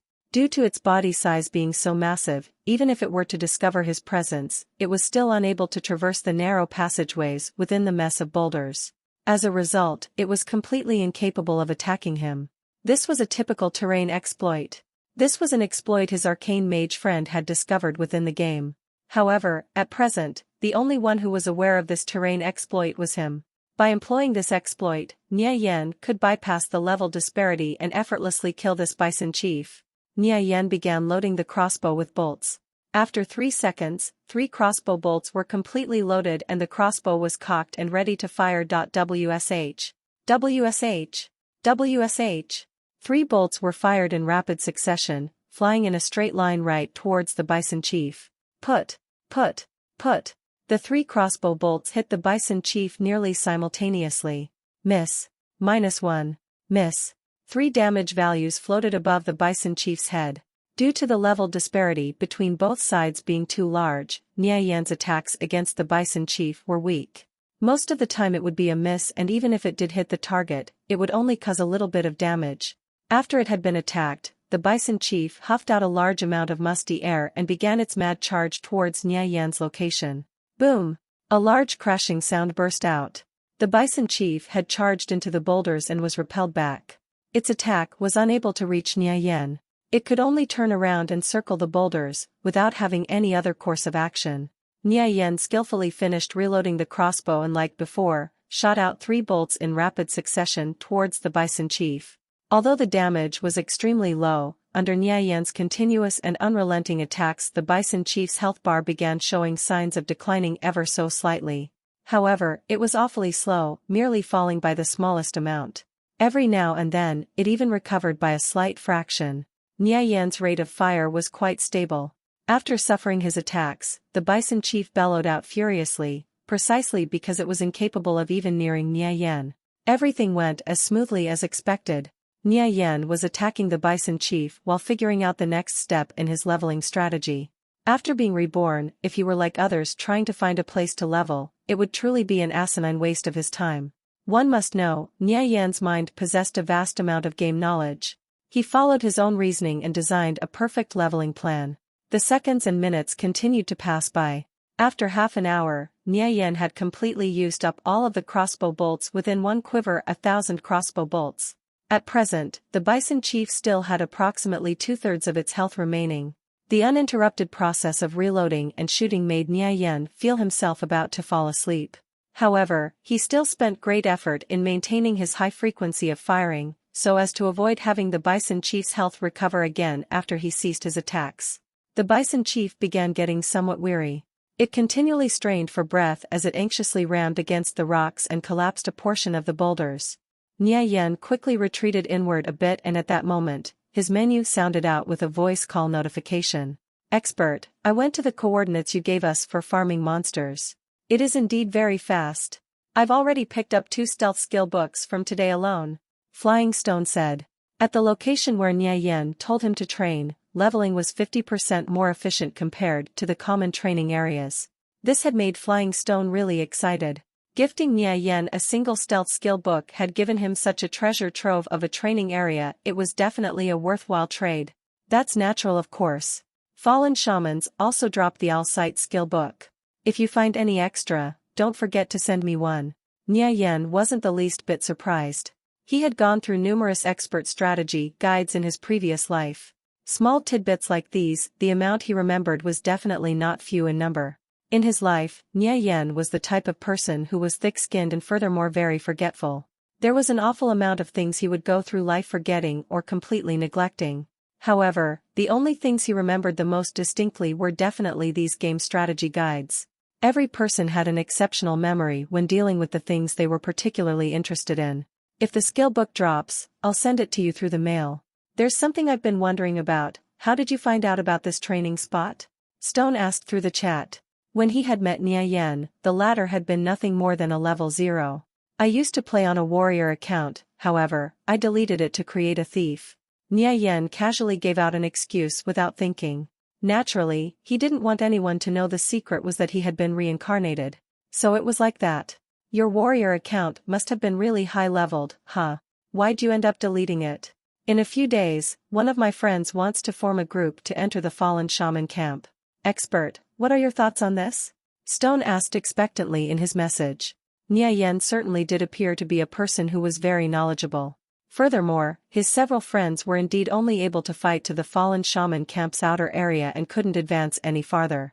The Fallen Shaman camp is a high-difficulty instance. Instances are divided into special instances and basic instances. When a special instance is cleared by players, it disappears and becomes an ordinary area. As for basic instances, if they were cleared by players, they can still be repeatedly entered afterward. However, the equipment drop rate is much lower and the profits earned weren't that high either. The Fallen Shaman camp is classified as a basic instance. It's divided into 5 difficulties: easy, normal, hard, expert, specialist. The higher the difficulty, the better the equipment that would drop. If a party were to clear this instance, they would have to wait 5 days until they could enter and clear it again. A full walkthrough on how to clear the Fallen Shaman camp will cost you 2 silvers, no bargaining, Nia Yen replied. 2 silvers were the equivalent of 200 coppers. Towards new players, this was definitely an extravagant sum of money. However, since Stone's friends were able to form a team to clear the Fallen Shaman camp, 2 silvers shouldn't be regarded as much. I'll go back and discuss it with my friend. Stone was a little skeptical. He couldn't possibly have a complete Fallen Shaman camp walkthrough, right? Such a thing doesn't even exist online. On an average run, profits from clearing the easy difficulty of the fallen shaman camp should be about 3 silvers. If their luck were good, they might be able to obtain 1 or 2 high-quality drops with decent stats. Though the drop everyone wanted the most from the fallen shaman camp was still the heal skill book. Nia Yen demanding a 2 silver information fee could be regarded as beyond excessive. If no equipment dropped, then they would have paid Nia Yen for nothing. The difficulty of the fallen shaman camp was a little high. After their party gets wiped out a few times, they'll naturally realize the fee Nia Yen had commissioned wasn't the least bit expensive at all. Reply to me after your friend agrees. If he doesn't agree, don't bother me unless you have business. Nia Yen continued shooting at his target. Under his constant rain of fire, the bison chief gradually began showing indications of falling. Alright, I'll go and talk with our party leader. There was basically an equal sign connecting Nia Yen to the title of an expert. He wasn't slightest bit offended in regards to Nia Yen's cold attitude. Experts who have this kind of personality were also pretty common. Stone was wondering, what level did Nirvana Flame's previous warrior account reach? It ought to have been really powerful, but why did he end up deleting it? Could it have possibly been related to a matter that was difficult to discuss? Flying Stone finished speaking. Doot. A busy signal came from the voice chat. Nia Yen hung up and accelerated the firing rate of the crossbow in his hand. One after another, arrows continued to rapidly leave the crossbow and shoot out. Firing for 1.5 hours, he had consumed around 3,600 crossbow bolts. At long last, the bison chief let out a final agonizing cry before staggering to the ground. The massive body smashed heavily towards the earth, and Nia Yen could even feel the vibrations under his feet. Nia Yen estimated a bit, if he had used the short bow, killing the bison chief would have taken at least 5 hours in addition to consuming over 10,000 arrows. Fortunately, this single-handed crossbow with its additional skill saved him quite a bit of time. 2 white lights shone upon Nia Yan's body as 2 clear and melodious tunes sounded out, each one represented a single level up. System, you've successfully slain a bison chief. Plus 1800% experience for killing a monster above your level. You have received 8,290 experience points. Nia Yan glanced at his experience bar. He had reached level 2 with 21% of his experience bar already filled. The experience gained from killing the bison chief was definitely enormous. After finally completing his task, Nia Yan put away the crossbow in his hand and walked over towards the bison chief's corpse.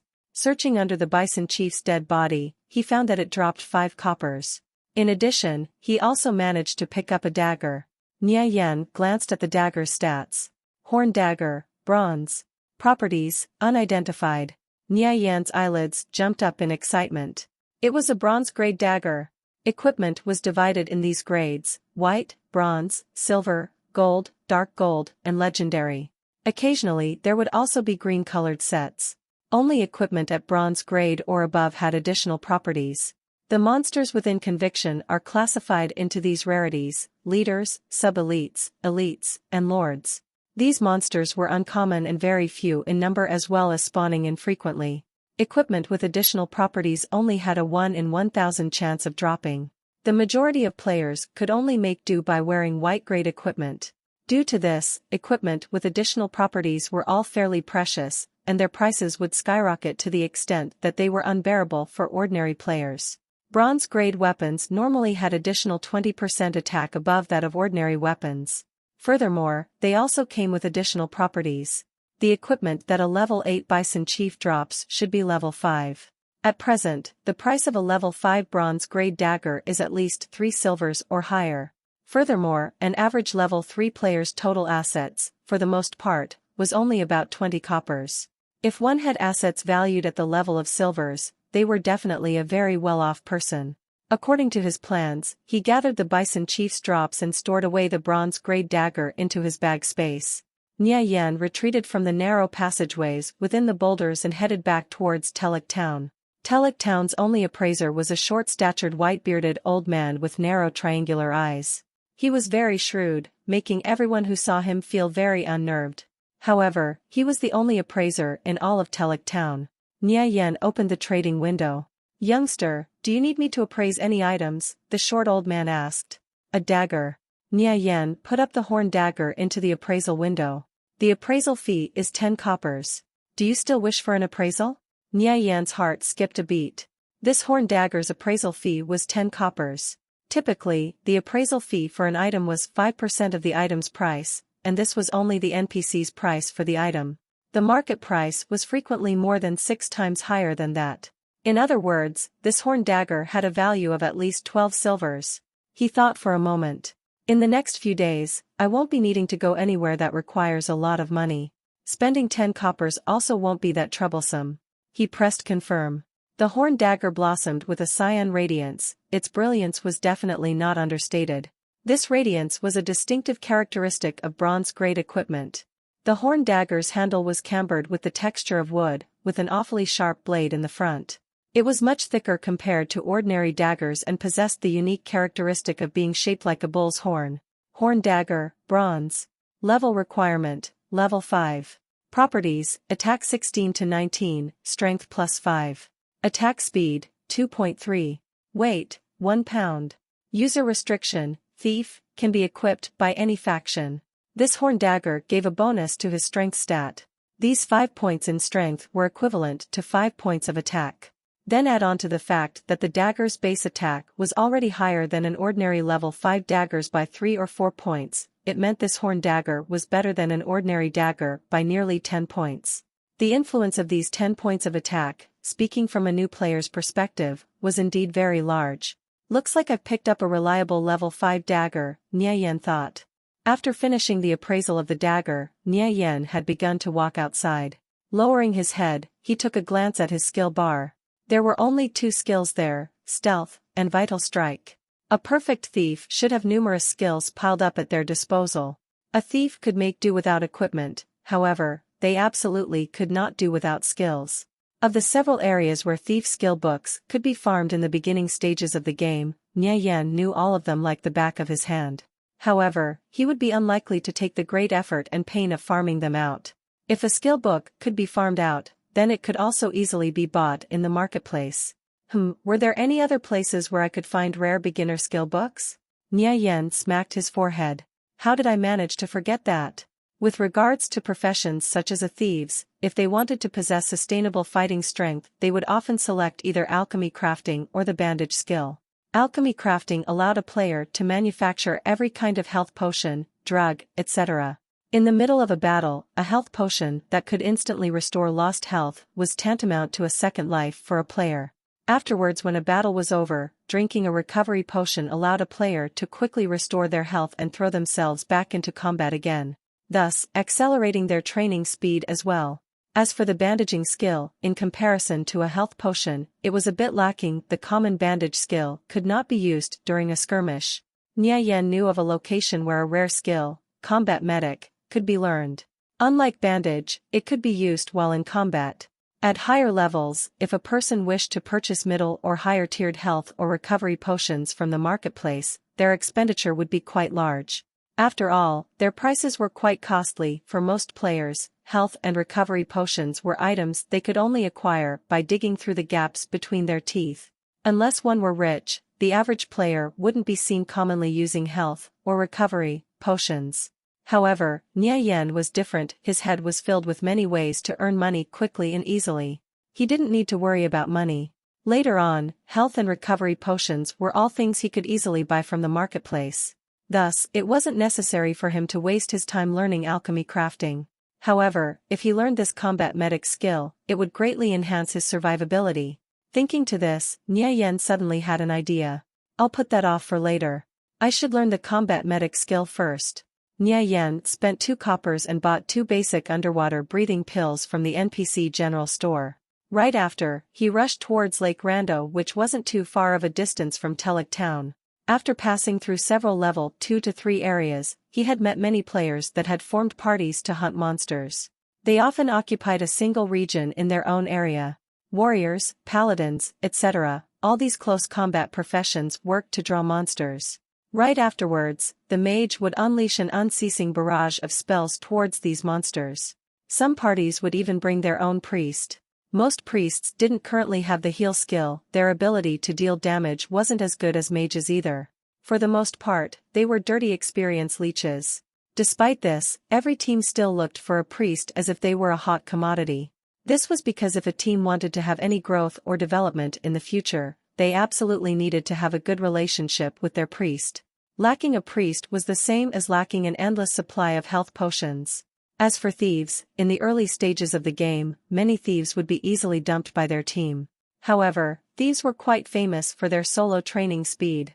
As long as they purchased all of the necessary skills they required, a thief's training speed would not be inferior to a mage's in any aspect. So, it wouldn't be much of a loss if they couldn't join a team. Level training in the various monster spawn areas was awfully monotonous and boring. However, these players could still chat with each other. Thus, the time would pass quite quickly when they chatted on idly. Nia Yen carefully passed through these areas where players were training because a lot of struggles would occur between players for certain training spots. If a player killed other players, they would receive a penalty with their names marked red. They would be barred from entering city walls as well. Having their names marked red meant other players could kill them without fear of recourse. Their loss of levels upon death would be even harsher, and every single piece of equipment would drop as well. Though, if that player killed monsters for a certain period of time, the red marking on their name would eventually disappear. Despite this, many players would still frequently take this risk for the sake of stealing another player's equipment. Not hesitating in the slightest, they would kill others for their equipment, regardless of having their name marked red. In order to do this safely, they would often target strangers in the wilderness far away from any city, thus, one must be very cautious when traveling alone. Lake Rando, this area was inhabited by fishmen monsters. According to rumors, these fishmen were the descendants of the ancient wicked Naga. After countless generations, they finally developed into their current form. They possessed the body of a fish, and 4 limbs just like a human. The weapons they employed for attacks were their sharp teeth and the tridents they held in their hands. Fishmen were level 3 monsters that heavily populated the area with their massive numbers. Furthermore, there was even a fishmen village within the vicinity. It was necessary for Nia Yen to pass through the borders of the village to enter Lake Rando. Afterwards, he would need to swim through the lake to arrive at his destination. Situated by the lakeside of Lake Rando was the fishmen village with its several hundred wooden huts scattered sporadically by the sandy edges of the lakeshore. This fishmen village contained at least 300 or so fishmen, several tens of fishmen leaders, and 2 elite fishmen. If one wanted to clear this area, they'd need at least 1,000 players or more. Just as Nia Yen was preparing to use stealth to bypass the fishmen village, a system announcement rang out. Local announcement. The guild, Victorious Return, is planning to clear this location in 3 minutes. All players within the vicinity of the fishmen village, please depart immediately. Victorious Return? Nia Yen raised his eyebrow. In his previous life, he and the guild Victorious Return had a few run-ins and festivities together. Victorious Return's people ran rampant and acted arrogantly. They'd clear the path and kill everyone in it whenever they wanted to. A long time ago, one of Nia Yan's brothers killed 3 members from Victorious Return because he was discontent from the guild forcing him out of a training area. A bit of a grudge was pillared down with those from the Victorious Return, and all of the guilds went chasing after him. They threatened to have his brother slaughtered back to level 0. Nia Yan's and the others' strength was still pretty weak back then, thus he could only hide deeply in the ravines of the mountain. He continued to level up and trained like a madman for over a month. Only when he felt his level had reached high enough did he dare to come out. Even then, he was still barely able to defend himself. In the end, he never dared to have a direct open confrontation with a big guild like Victorious Return. The feeling of powerlessness back then, don't even bring it up. In this life, that sort of history absolutely won't repeat itself. This debt would definitely be one that I'll have repaid in full. However, it won't be today, for now. Nia Yen had just entered the game for less than a day. He still needed to gradually accumulate his wealth bit by bit. Immediately, he turned and ran towards the lakeside. As he looked ahead of him, he saw the clear waters merging with the reflection of the azure sky. The lake gleamed and sparkled as the sun's rays illuminated the top of the crystalline clear waters. Victorious Return's players had mobilized intensely and were surveying the area. There were many areas in the vicinity where one could discover the movements of Victorious Return's people. They definitely did not come with few numbers. It appeared that they were preparing to begin their operation on the fishmen village. The fishmen village wasn't an instance, but rather a spawning ground for monsters to congregate. These types of places would also frequently drop decent items. Nia Yan passed through a small grove of trees, arriving at about 200 meters away from the lakeside. Suddenly, a ball of fire streaked through the sky, launching towards Nia Yan's location. As the ball of fire flashed, Nia Yan's line of sight shifted past the grove of trees. His eyes fell upon the body of an elementalist wearing a red robe. The opposing player was a level 3 elementalist from Victorious Return. Mages were divided into 3 types of classes: elementalists, arcane mages, and holy mages. Elementalists had the ability to control ice, fire, and lightning. Their power was the elements. Arcane mages were able to control arcane might, and finally, there were the holy mages. They were the least selected profession. Their skills were the most difficult to train in, however their power was definitely the strongest. They could cast and unleash the power of divine spells. The killing power of fire spells was the highest among the spells at an elementalist's disposal. By the time Nia Yan had noticed the fireball, it was already too late. Boom! The fireball exploded on Nia Yan's body. It tore through Nia Yan's health, as his health bar plummeted by 22 points. System: the opposing player Violet Flame has attacked you. You are free to retaliate in legitimate self-defense. Time: 3 minutes. When coming across a mage, you either run up to them and engage them in close quarters combat or hurriedly ran away. After confirming there were no other players from Victorious Return nearby, Nia Yan dashed towards the elementalist named Violet Flame. A mage's strategy was to maintain as great of a distance from the enemy as possible and bombard them with magic spells. The elementalist Violet Flame leapt back using the spell Flame Burst and cast Fireball once again. Afterwards, he turned around and fled in an attempt to gain some distance from Nia Yan. When facing incoming magic in a fight, players were usually able to dodge the spell by rolling.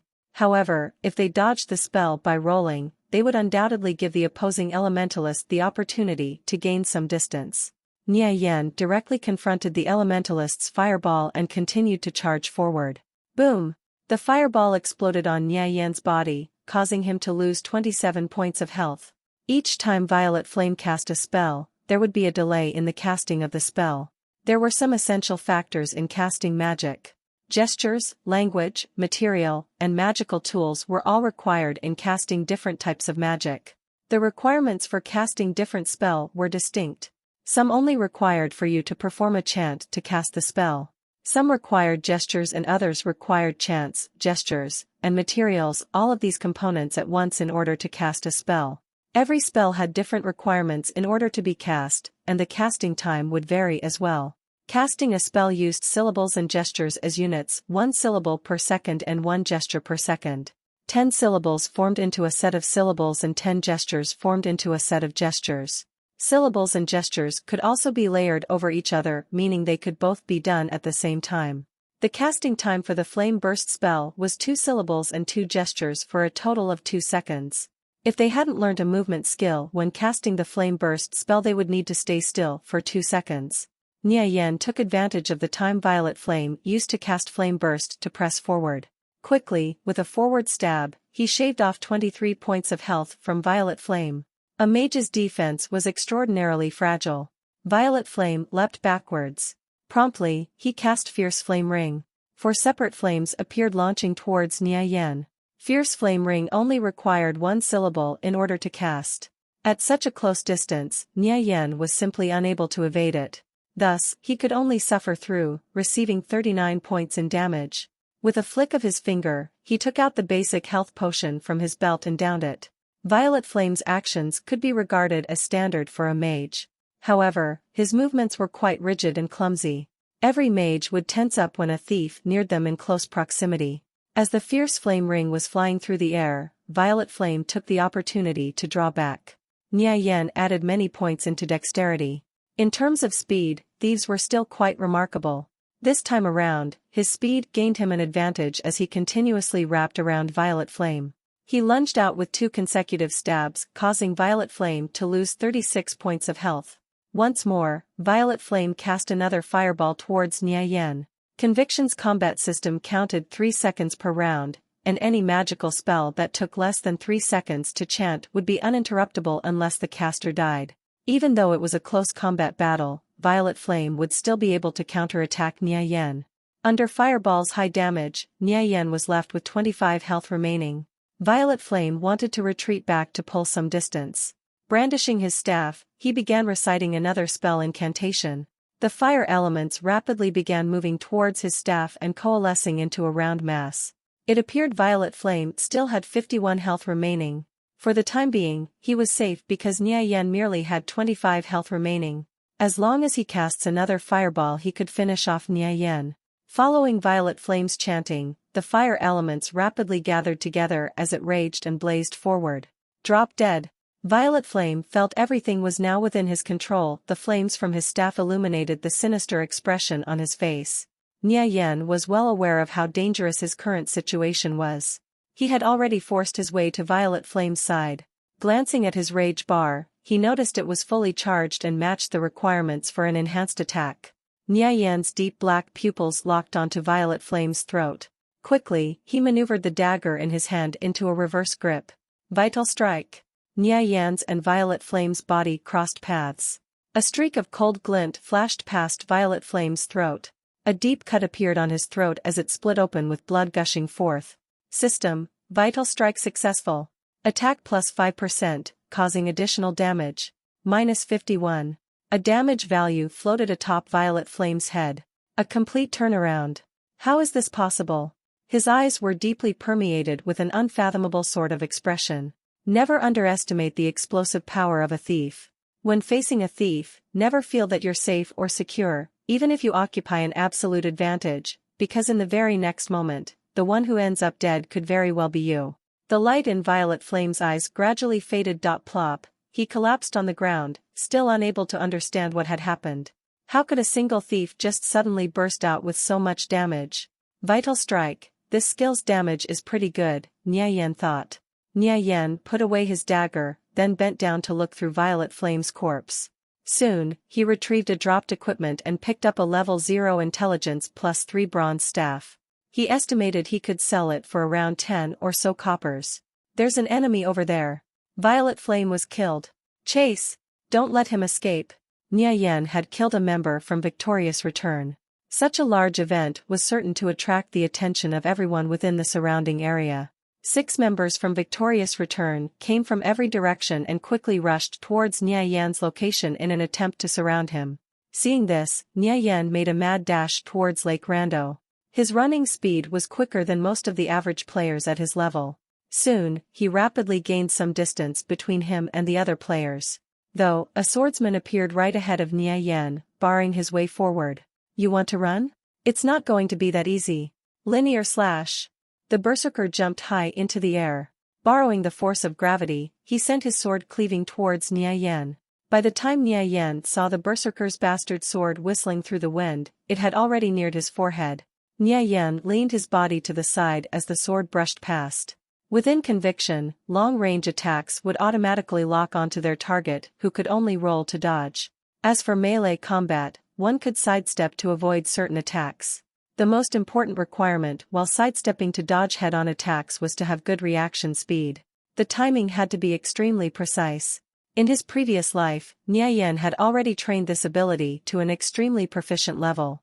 After he dodged the berserker's attack, he made a mad dash towards the lake.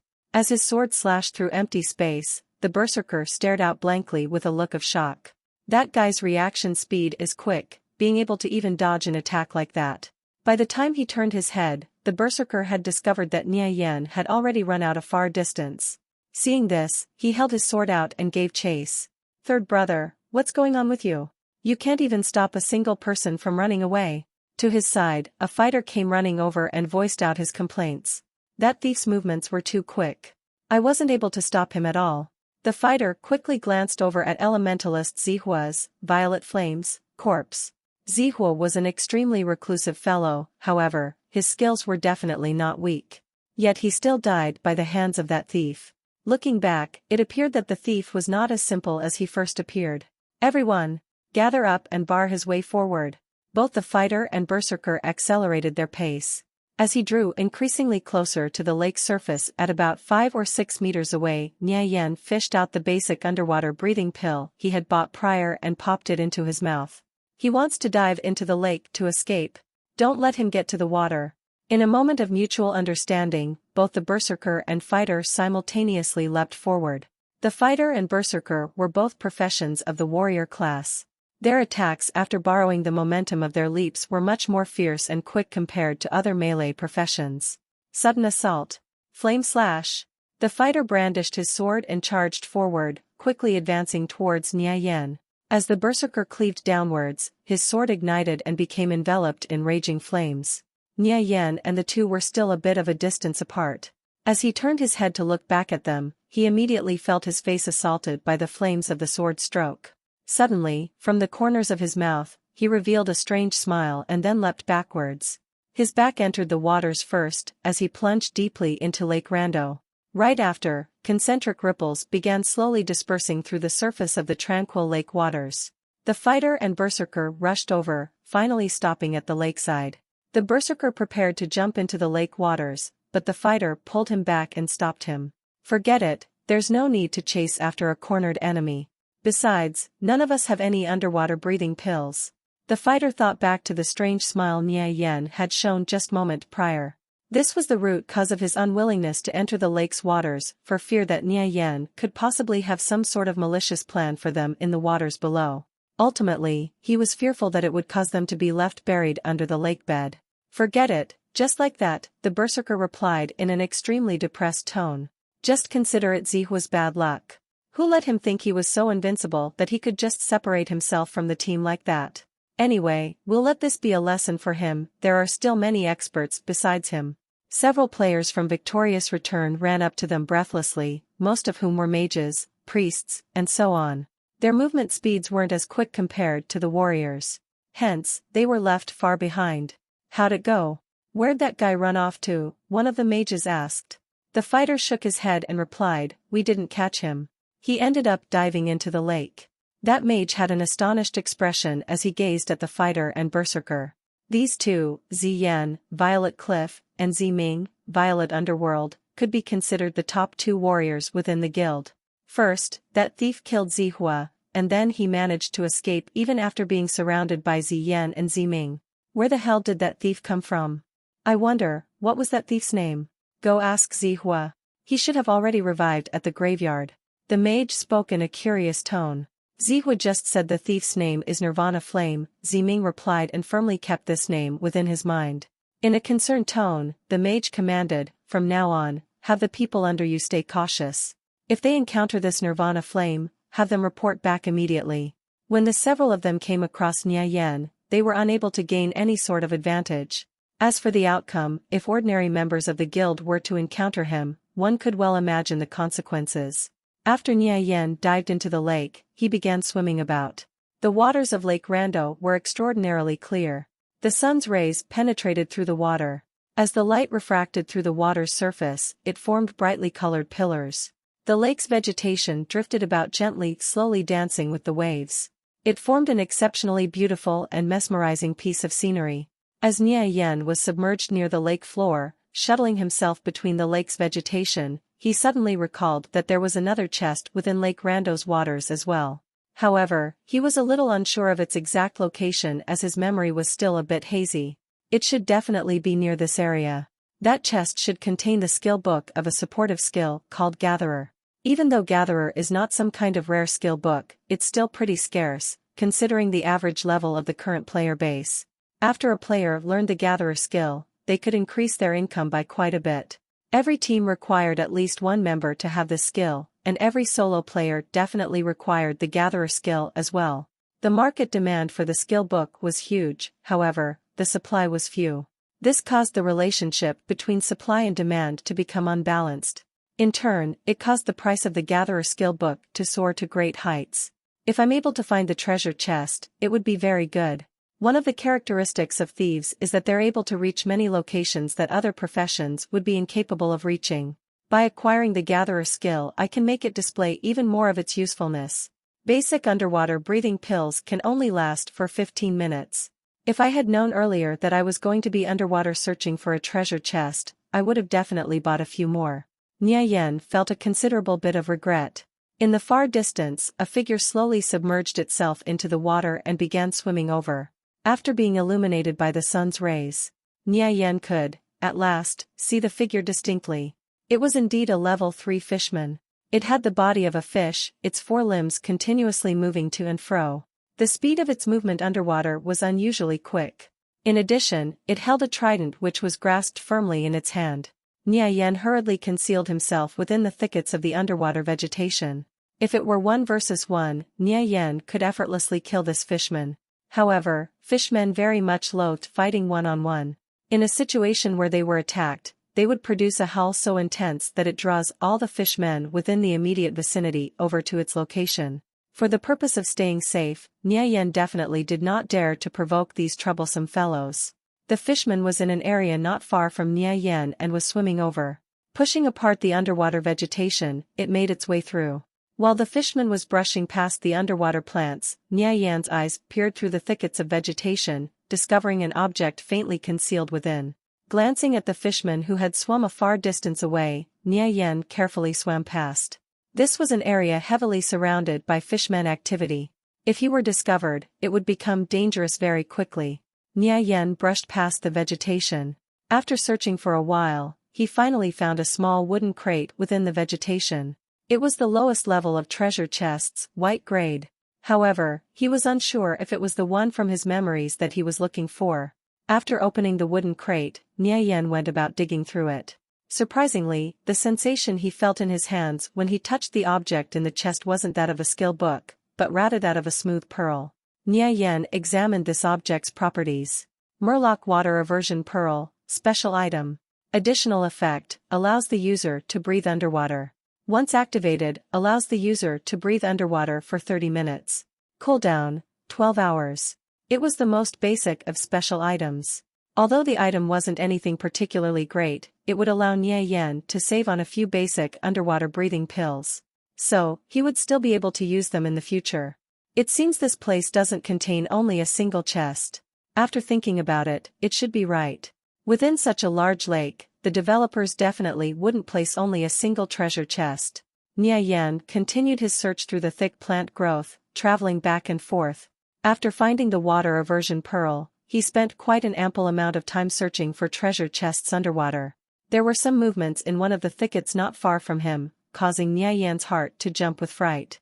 Hurriedly, he ducked into the undergrowth next to him and concealed himself. A single fishman appeared swimming through the vegetation, not far from Nia Yan. It leisurely swam past the gaps between the aquatic plant life. In the next moment, another fishman came swimming towards Nia Yan's location. A single fishman appeared swimming through the vegetation. Not far from Nia Yan, it leisurely swam past the gaps between the aquatic plant life. In the next moment, another fishman came swimming towards Nia Yan's location. Then another fishman appeared and another one. The fishmen were appearing with increasing frequency. Damn it, did I end up stumbling upon a fishman lair? Or maybe it's just my luck that I ended up coming across a school of fishmen swimming by. One of the fishmen neared him. The distance between them became increasingly shorter. Nia Yan felt a lump in his throat, his mind full of anxiousness and urgency. He firmly grasped onto the dagger in his hand.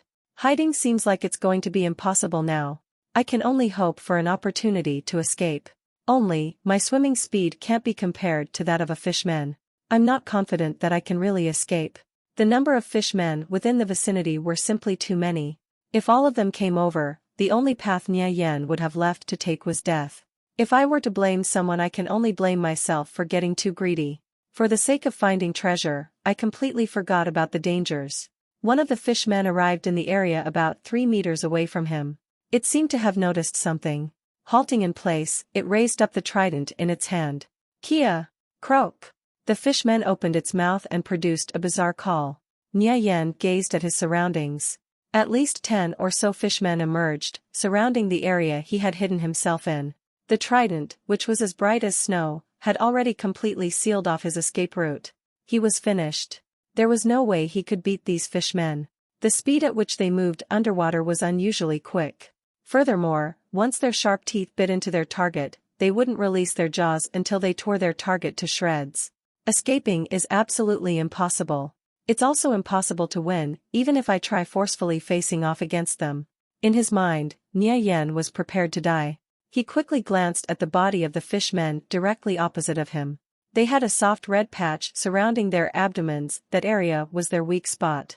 Even if I die, I'll at least take one out with me. Just at that moment, the intense sound of a horn rang out from the distant direction of the lakeside. The quick tempo was filled with urgency, as the loud and clear sound continuously resonated into the far distance. This was the warning signal. The fishmen tribe was being attacked. The 10 or so surrounding fishmen near Nye Yen all stopped their movements at the same time. Gurgle, croak. Shifting their heads to listen carefully, they opened their mouths and spoke in a strange language. Right after, they all simultaneously swam towards the direction of the lakeside at a great speed. These 10 fishmen swam away, becoming increasingly distant. Over 100 fishmen rushed over from all directions, converging together towards a single point as if they were a shoal of fish. The fishmen gradually disappeared from Nye Yen's view. Nye Yen still felt apprehension in his heart. By some stroke of luck, the outcome of those subsequent events was surprising. However, they were still within his expectations. Nye Yen glanced in the direction of the lakeside. It seems they've already started. The fishmen tribe was suffering an attack by the victorious Return Guild. This was why the encircling fishmen had abandoned their attack and returned to aid their tribe. I never thought Victorious Return's people would end up saving my life. Haha, this world is so wonderfully strange. After all the fishmen had swum away, the surrounding vicinity was now completely safe. Hence, Nye Yen stepped up his search for nearby treasure chests. Eventually, he noticed another treasure chest hidden within the thick underwater vegetation. It was a white treasure chest, just like the last. The surrounding landscape, everything here coincides with the one in my memories. This is the location. Nye Yen opened the chest. Digging through it, he felt a skill book make contact with his hands. It was the Gatherer skill book. As he held it in his hands, it turned into a streak of white light. The skill bar for supportive abilities had another skill appear, Gatherer. Pretty decent harvest. However, I don't know if there are any other treasure chests within this area. It would simply be a waste of time to keep searching. It doesn't matter, I still know many other locations where I can find treasure chests. When I level up a bit, I can go pick them up at any time. Nye Yen swam, shuttling back and forth between the aquatic plants. If he encountered a monster, he would avoid them by staying a far distance away. After about 10 minutes of swimming, he noticed a single island in the middle of Lake Rando. Only after noticing this did he swim towards the surface. System, you've discovered an island within the center of the lake. Reaching the shore, Nye Yen checked his coordinates. As he was investigating the surrounding area, he discovered a person sitting in the far distance, fishing by the shore. This NPC was a very odd old man. He would make a request to every single player who encountered him to retrieve fine silk. For every bundle of fine silk that was brought back, the player would receive 1 silk cloth. If fine silk was sold to an NPC, it would amount to 3 coppers. However, silk cloth could only be sold for 2 coppers. If one continued on like this, there would be a loss in profit. Even after continuously exchanging with him, this old man would still do absolutely nothing to compensate the player. There were many players who would complete this task. However, every one of them would continue to receive losses, never to receive a reward of any sort. Nye Yen also did this task in his previous life. Only after delivering 5 fine silk did he finally give up accepting this quest. Exchanging fine silk for silk cloth was truly a waste of money. Sometime later, a person who did not believe he would continue to receive nothing, repeatedly accepted the quest. Only after delivering 30 fine silk did he finally receive a reward. This NPC would impart onto the player the combat medic skill. Not only this, but it would be at the intermediate level as well. After this information came out, it caused an uproar among the player base. One after another, they would continuously rush over to accept the quest. However, by that time, the NPC had already left. Currently in the area where Nye Yen was located, there were level 3 monsters known as water spiders that dropped fine silk. Obtaining 30 fine silk would probably require about 3 days of continuous grinding. It just so happened that he could farm these 30 pieces of fine silk while also leveling up. Exchanging 30 fine silk for 30 silk cloth was merely a loss of 30 coppers, nothing more. Compared to an intermediate combat medic skill, it was truly a negligible amount. Nye Yen walked over to the old man. The strange old man muttered loudly to himself. Around this time of year, the Hilton stronghold would be besieged by the devil creatures that arise from the remote underground. There are numerous warriors who defend the stronghold. For the sake of safeguarding this lush and prosperous land, they pay with their blood and lives. The wounded suffer in anguish every day and night. To them, yesterday is the same as tomorrow and tomorrow is the same as yesterday. He turned his head towards Nia Yen and asked, "Youngster, now tell me, would it better if I fished here on the shore, or would it be better if I fished while on the waters?" The old man had gray hair and appeared somewhat senile with his age. Numerous wrinkles were spread across his face. As if withered, his skin looked similar to tree bark. Sagging like the folds of his skin, his ashen-gray cloak hung low by his fishing rod. From his impression, Nia Yens felt this NPC was a funny muddle-headed old man. He always asked a series of strange and odd questions, and it was fine as long as you somewhat answered them. However, at present, when Nia Yen heard the old man's words, "Yesterday is the same as tomorrow. Tomorrow is also the same as yesterday," they had a new type of meaning. This old man wasn't an old fool. Rather, he was actually quite wise. It was fine if you answered the question in whichever way you liked. However, as if goaded on by some supernatural force, Nia Yen answered, "As long as you're able to catch fish, shore, or water, what difference does it make?" Hearing Nia Yen's answer, the old man's eyes flashed with a strange glint. Noticing the change in the old man's expression as it fell upon his eyes, Nia Yen became increasingly convinced this old man in front of him definitely wasn't simple. Time is akin to an illusion and moves like a pendulum. The months and years are wasted doing nothing and suffering eternally repeats. In the end, everything returns to dust. Even if those brave warriors are able to defend this vast great world, they won't be able to escape the pain of illness and the reaper of death. In the end, what meaning is there to life? The old man sighed. The meaning of life is to stubbornly prevail, to live without regrets, Nia Yen said, while deep in contemplation. These were the insights he had gained this life after living through his previous one. He continued replying to the old man's question. All their loved ones, their fellow brothers, all of them are here alongside them in this vast world. They continue to resist the attacks of their enemies for the sake of bringing them happiness. They stake their lives in order to defend this conviction. That is their honor and that is their glory. In doing so, the God of Light will protect them. Nia Yen speculated that this old man was very likely one of the NPCs from the Hilton stronghold, who left and journeyed outside in search of fine silk. Listening to Nia Yan's words, the muddled expression in the old man's eyes became clear. "Young man, I need a lot of fine silk. Is it possible for you to help me obtain it?" the old man asked. "It's my desire to help in any way I can," Nia Yen happily replied. These were the exact words he had waited for. "System, you've received a task. Physician Blevins has entrusted you the task of retrieving fine silk. Nia Yen began to recall. In his previous life, he had simply answered all these questions without much thought. The task he ended up receiving was Nameless Old Man's Request. It seems the name of this current quest and the one he had received in the past weren't exactly the same. This old man ought to be the NPC physician in the Hilton stronghold. Did he come all the way from the Hilton stronghold for the sake of finding fine silk? The fact that this old man also taught the intermediate combat medic skill further confirmed Nia Yan's suspicions. All of that doesn't matter right now. First, I'll finish this quest and think about it later. Nia Yen bid farewell to the old man and headed south of the small island. That region of the lake was an area where water spiders roamed about.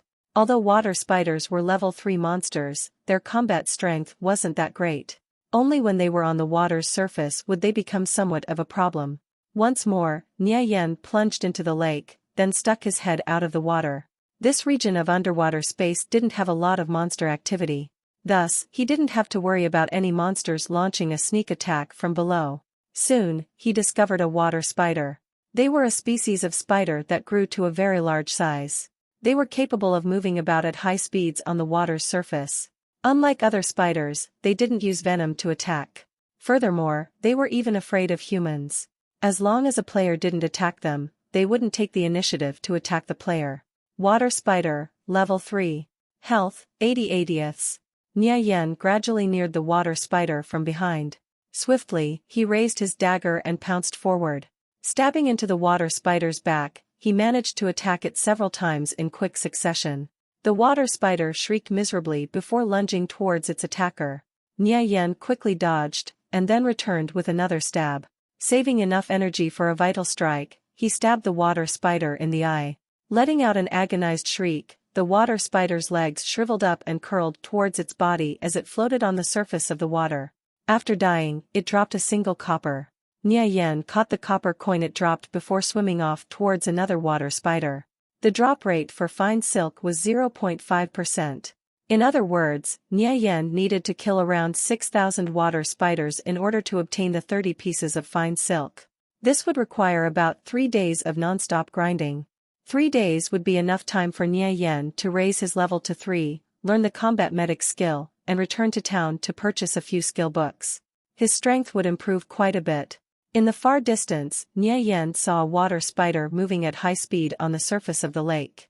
A single spell fell from the heavens and struck the water spider down. Soon, a damage value of 36 floated over its head. It was Holy Smite, a spell used by holy mages. There's another person in this area? Nia Yan became vigilant and went on high alert. Looking far off into the distance, he noticed a person being pursued by a level 3 water spider. It was quite far away, so Nia Yan could only see that this person belonged to the holy mage profession. Not only this, but the holy mage was a woman as well. She was clutching a blue-colored staff in her hand and was wearing a white mage robe over her body. However, he was still unable to clearly distinguish her features. It seemed that she was in a bit of trouble. Nia Yan stayed silent for a moment. Afterwards, he dived underwater and swam towards her. If she was a hostile player, he would kill her without hesitation. However, if there was no enmity, he would lend her a hand. That holy mage was dealing with the pursuing water spiders. By coincidence, she was also swimming over in his direction. At last, Nia Yan's head broke out of the water. He was now approximately 5 meters away from her. Noticing another person, Nia Yan, popping out of the water, the holy mage tensed up. Immediately, she changed directions and swam over to another location. She was currently being chased by several water spiders. If she encountered a person who took pleasure in kicking others while they were down, it would undoubtedly mean her death. Both parties were already in close proximity. When the holy mage turned her head around, Nia Yan could clearly see the other person's appearance. She was a beautiful-looking young woman. Her hair was tied back in a ponytail, with a single lock of hair hanging down from the side of her face. Her cheeks were white, and her eyes were as clear as water. Although conviction altered a player's appearance, they were only slight adjustments. The overall attractiveness of the player would not be altered. Hence, their level of attractiveness would fundamentally be the same as it was in reality. This was also one of the reasons why conviction drew people in. Nia Yan was able to clearly see at a glance that the holy mage across from him was a real beauty. The holy mage worryingly gazed over at where Nia Yan was located. Their two eyes converged. She turned around and continued to fend off the water spiders. Simultaneously evading 3 water spiders was definitely a little challenging. However, she still remained very calm. Using a haste scroll on herself, her speed immediately increased by several-fold. After recognizing the opposite party's appearance, Nia Yan's mouth opened so wide a chicken egg could fit in it. How did I end up meeting her here? He couldn't help emotionally sighing at how minuscule the world was. The beautiful woman across from him was called Yao Yao, Dark Mystery.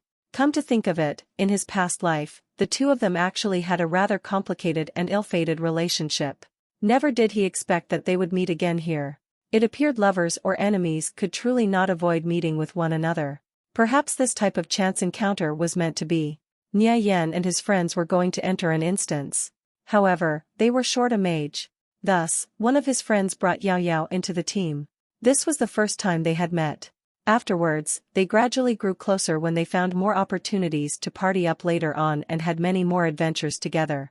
Old friends are the same as before, Nia Yan sighed with deep sorrow. Yao Yao was continuously placed in dangerous situations. Seeing this, Nia Yan quickly swam over in her direction. Yao Yao became even more nervous when she saw Nia Yan swim over. There were 3 monsters chasing her from behind.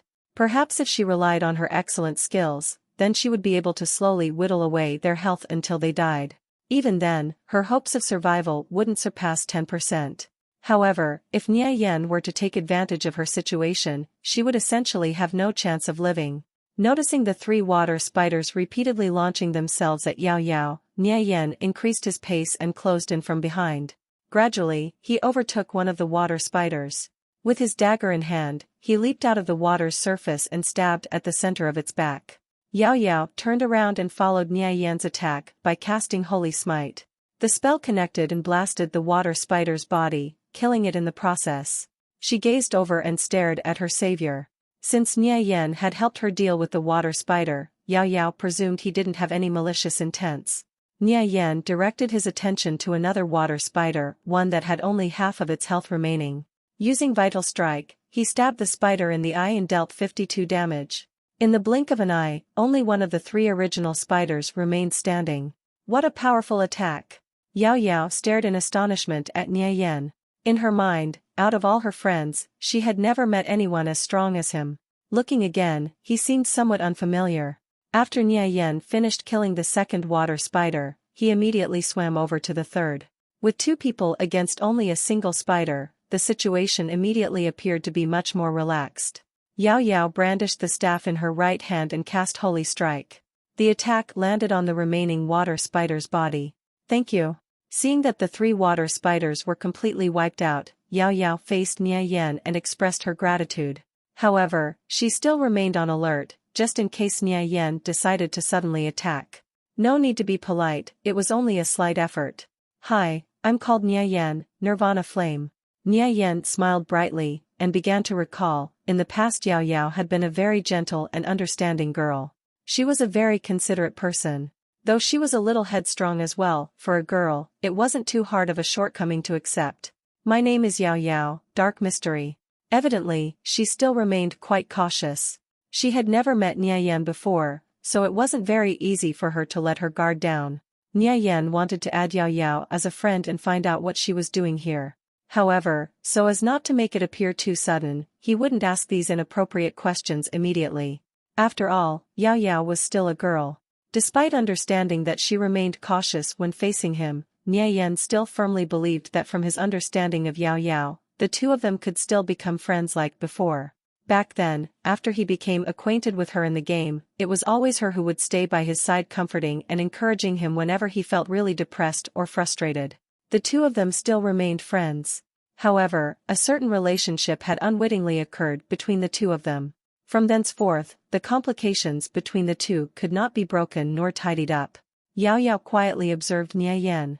Looking at him, he gave the impression of being very young and he didn't seem like a bad person. The 2 people didn't exchange any words afterward. Due to Yao Yao's cold nature, it caused the 2 parties to become somewhat silent. Today you saved me, so I want to thank you. How about we add each other as friends? Yao Yao broke the ice by speaking. You're welcome. So, why are you here farming water spiders? Nia Yen asked. This place was quite a far distance from any towns. Hence, few players would frequent this area. One of my quests is to kill water spiders and collect their water sacs, Yao Yao replied. As she began to recall the prior events, she thought, that was quite a close call. Just a moment ago, I nearly died to the monsters here. If I died, then these past 3 to 4 days of painstaking efforts would have gone down the drain. That's great. I also happen to accept a quest that requires me to kill water spiders, but to gather their fine silk instead. We should party up and kill these spiders together. The water sacs will go to you, and fine silk to me. How about it? Nia Yen suggested. Yao Yao remained silent for a moment. Then she nodded her head and said, all right, however, we both have to agree to one condition. If a person finishes collecting the materials they need, then they can leave at any time. She chose to put forth these conditions so if she felt Nia Yen were being useless when they were killing monsters together, she could leave immediately. That's only natural. I'll start the party. Nia Yen sent Yao Yao a party request. System, Yao Yao has become a member of your party. I have 12 fine silks on me right now. I'll give them to you. Just consider it a thank you gift. Yao Yao opened her trade window while she spoke. 12 fine silks is the equivalent of 36 coppers. Nia Yen shook his head in refusal. Are you meaning to say that my level's worth of experience isn't even worth 36 coppers? Besides, I don't have any use for fine silk anyways. Yao Yao stared at Nia Yen. Her eyes were quite large and round, while her eyelashes were slightly raised. She appeared to be quite smart and quick-witted. Yao Yao clearly showed that she didn't want to owe him a debt. Furthermore, she also came up with an idea to pay him back. Since it was also favorable for him, Nia Yen didn't have any reasons to pester her more about it. Fine. Nia Yen confirmed the trade. Once Yao Yao was set on a matter, she would become very stubborn. Hence, Niayen didn't want to argue further and cause the atmosphere to become too stiff. That's more like it. Yao Yao let out a faint smile once she saw Niayen accept the trade. In this way, Niayen had taken a large step towards completing his quest. Niayen began organizing his inventory as he quietly observed Yao Yao. Compared to the time when the two had first met in his past life, she seemed slightly more immature. Her skin appeared white as snow, while the lake waters that had soaked into her clothes caused her tight-fitting robe to accentuate her curvaceous figure even more. Niayen distinctly remembered the day when they were in the dungeons under Fanart City. When Yao Yao had taken off her clothes, her bare and perfectly curved body resembled the carving of a goddess. On that erotic and lascivious day, both of them became completely dominated by the most primal of urges. However, they clearly understood, this was only a game. Neither of the two had the courage to approach the other in real life. After that event, they gradually returned to the roles of just being good friends. Only, that one instance had ended up turning into a magnificent mistake. It became a lifelong memory that could never be erased, submerging itself deeply within their hearts. Niayen and Yao Yao chatted for a while, talking about topics related to nothing but the game. However, the two still chatted rather amicably. How about we start going? Yao Yao blinked while staring at Niayen. Niayen's appearance could only be regarded as ordinary. Indeed, he was unable to compare to the several people on her team. However, the way he treated people wasn't bad. So in that sense, he was much more pleasing to the eye than her other companions. Two people hunting monsters was much faster than a single person alone. Niayen tanked, dealing with the monsters in the front while Yao Yao attacked from the back with Holy Smite and Holy Strike. A Holy Mage's damage output was really powerful. Compared to Niayen's damage, it was much higher. Though naturally, when it came to comparing attack speed, she wasn't able to reach Niayen at all. Niayen's mind went blank for a moment as he began to recall those matters in his previous life. Immediately, he regained his focus. Those matters in the past were already over. He'll become good friends with Yao Yao again, however, he absolutely wouldn't make that mistake again. Xia Yao was the only person who was engraved in Niayen's heart. After all, everything in a game is only an illusion. In the end, even the most harmonious of virtual lovers would also eventually part ways. Have you joined a team yet? Yao Yao asked. At present, I still haven't. How come? With your skills being so good, I wouldn't be surprised if there were a lot of teams competing to recruit you. Yao Yao felt rather puzzled. I'm used to training alone. As for joining a team, I'll think about it in the future. There's no meaning in joining a team in the early levels after all. Niayen finished speaking and lunged towards a nearby water spider. Very quickly, Yao Yao followed up with a Holy Smite. Just as the water spider was about to make a move, Niayen's dagger had already stabbed into the spider's abdomen, killing it in the process. The pair coordinated extremely well and had a tacit understanding. This was the first time Yao Yao had felt so relaxed while farming monsters with another person. She couldn't help but have some doubts in her heart and wonder, could she have met Niayen somewhere before? Nirvana Flame, Niayen, Nirvana Flame, Niayen, it couldn't possibly be him, right? Muttering to herself, Yao Yao stared at the figure of Niayen's back. Dazedly, she began to feel he somewhat resembled a person she knew. Tien, remember, Nirvana Flame and Niayen, his real name, have the same pronunciation when spoken in Mandarin. Our team currently has only 17 people, so it's still not full. Do you want to join us? Yao Yao suggested. Although Niayen is only level 2, his skills are quite good. Big Sis Blue Feather, Yulan, would most likely welcome him gladly. I don't want to join any teams for now, Niayen said, declining her offer. Oh. Yao Yao felt a slight sense of disappointment. An assassinate skill book for thieves dropped, Niayen said. It's a thief skill book, so you should take it then. If a mage item drops, just give it to me. We'll each take what we need. After having chatted for quite a while, the two gradually became more familiar. Thus, Yao Yao also wouldn't haggle over any drops with Niayen. Then, I'll be helping myself. Niayen gazed at the assassinate skill book. Skill book, assassinate.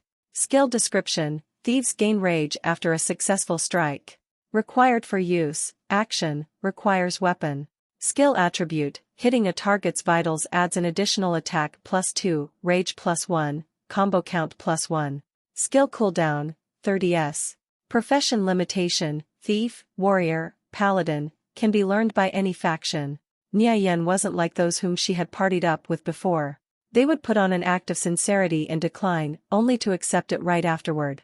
Yao Yao's expression changed into a slight smile. While interacting with Nia Yen, she had unexpectedly developed a sort of familiarity that penetrated deeply into her bone marrow. Right here, she didn't need to act in the sort of manner she did in real life, always putting on many false facades.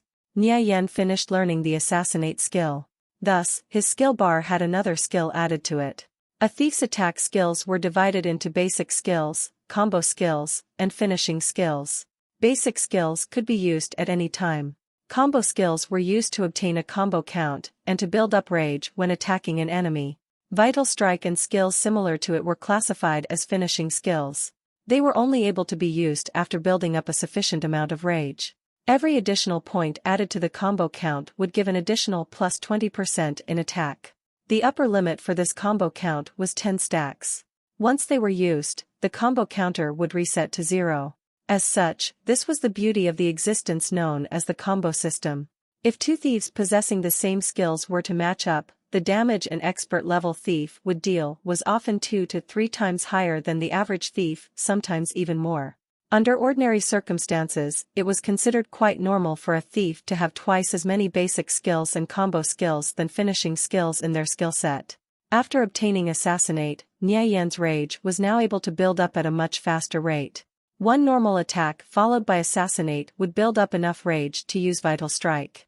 Nia Yen and Yao Yao became increasingly skillful in their coordination. Thus, the two of them acted more daringly as they accelerated the rate at which they hunted monsters. During the times when there were many opponents, Nia Yen would be dealing with 3 monsters at a time while Yao Yao frantically cast spells from behind. Her staff never stopped moving, continuously firing off holy smites and holy strikes. When she was out of mana, she would drink a mana recovery potion. As long as one wasn't interrupted by an attack from the enemy, a basic mana recovery potion would restore 60 mana in 30 seconds. The price was also inexpensive, so it was extremely cost-effective. How many water sacks have you collected? 52. How much more do you need? 8 more. It seems you'll be finished collecting them very soon. You probably haven't learned alchemy crafting yet, right? After you've handed in your quest, go to Most Town 1. That place should have a hidden NPC who issues the quest called Rare Herbs.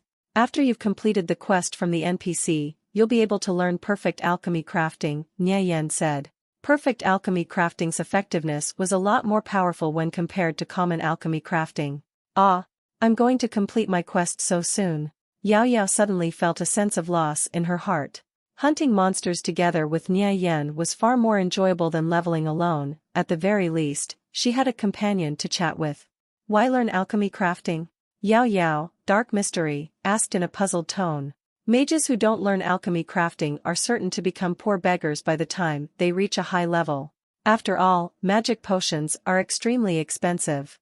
The innate skill of a human mage is that they are able to skip a grade when creating magic-type potions. It would simply be too much of a waste if a mage didn't learn alchemy crafting, Nia Yen replied. Alright then, I've recorded the coordinates. Thanks for the recommendation, Nia Yen. After noticing the movements of a water spider just ahead of him, Nia Yen began swimming towards its location. It was in an area about 5 meters away. Though suddenly, he stopped and swam no further. The water spider in front of him wasn't exactly the same as an ordinary water spider, its build was slightly larger than average. Water Spider Leader, Level 3. Health, 160/160. It's a leader monster. Nia Yen turned his head and said to Yao Yao. Can we beat it? Yao Yao asked. Nia Yen was more knowledgeable than her. So somehow, she was starting to get used to asking Nia Yen whenever she had a question. Just barely. Only, it's going to be slightly difficult. Nia Yen surveyed the nearby area. The open water didn't have any terrain they would be able to make use of. Not to mention this region was a haven for water spiders. If it's too dangerous, then we should let it pass, Yao Yao added. It would simply be too much of a loss if they ended up dying and dropping a level. For it would take 2 to 3 days' time at minimum if they desired to train back to their current state. Do you have any underwater breathing pills? Nia Yen asked. The water spider was a type of creature that could only move on the water's surface. Hence, they were unable to dive underwater, a fatal weakness of theirs. I don't have any more.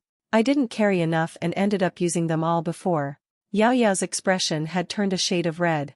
She hadn't expected that, while on this journey, she would be required to use up so many underwater breathing pills. If she did have enough pills, she also wouldn't have met with such dangers. She could dive underwater whenever she encountered danger, and there would have been no problems at all. I still have one more pill with me. Take it. Water spiders can't dive underwater, so you'll be the one attacking it first. If you're forced into close quarters with it, then dive underwater immediately. I'll be in the distance shooting crossbow bolts to draw it away. Once it's gone far enough, resurface and continue casting. When its health nears 0, we'll regroup and face it then, Nia Yen said after contemplating for a moment. Using this method, they could gradually whittle at the water spider leader's health until it died. I didn't see it before, but that head of yours is truly useful. Yao Yao couldn't help but stare at Nia Yen. In his hands, any sort of problem simply became a cakewalk to resolve. When I was younger, my IQ was tested to be at 206. Matters such as these are a mere trifle. Nia Yen smiled before swimming over to another side. Seeing the appearance of how pleased Nia Yen was with himself, Yao Yao couldn't help but break out into a grin. Really, this guy, give him a little praise and he gets so happy. Seeing that he was about 20 meters apart from the water spider leader, Nia Yen signaled Yao Yao. She waved her staff and cast Holy Smite. The spell struck the spider leader's body, dealing 15 points of damage to its health. Health, 145/160. What's with this leader monster? Its defense is actually higher by a lot. Hiss!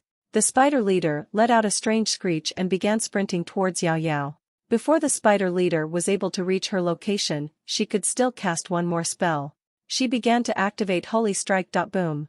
A beam of light exploded forth, falling from the heavens and smashing down onto the spider leader's body, causing it to lose 16 health. Health, 129/160. Once Nia Yen finished arming his crossbow, 3 bolts fired out in succession. Put. Put. Put. All of them hit their target. -6, -6, -6. Health, 111/160. 3 damage numbers floated above the spider leader's head. Afterwards, he continued to rearm the crossbow. Having finished casting Holy Strike, Yao Yao saw that the spider leader had charged close to her position. Almost immediately, she dove back into the water. After Yao Yao had dove underwater, the spider leader had no means of getting to her. The spider leader was skittering back and forth fretfully on the water's surface, where Yao Yao had submerged. WHSH! WHSH! WHSH! 3 bolts arrived at their target, hitting the spider leader's head. Health, 93/160. Nia Yen immediately attracted its attention, and the spider went sprinting towards his location. Nia Yen anxiously resupplied his crossbow with bolts. Before he could even finish fully reloading, the spider leader had already rushed in front of him. He hurriedly swapped his crossbow for his dagger. Assassinate! Nia Yen struck out with Assassinate, stabbing the spider leader in its flank, dealing 12 points of damage to its health bar. Health, 81/120. The spider leader leapt forward and struck him, causing Nia Yen to lose 60 health. What a strong attack! If I suffer another hit, I'll undoubtedly die. Nia Yen originally wanted to fight it out for another round. However, when he was facing a danger of this degree, he didn't dare take the risk. In the next moment, he dove into the water. The spider leader's next strike hit empty air. Raising its sharp stinging legs, it stabbed into the water below. Its legs were similar to arrows raining down and entering the water's surface.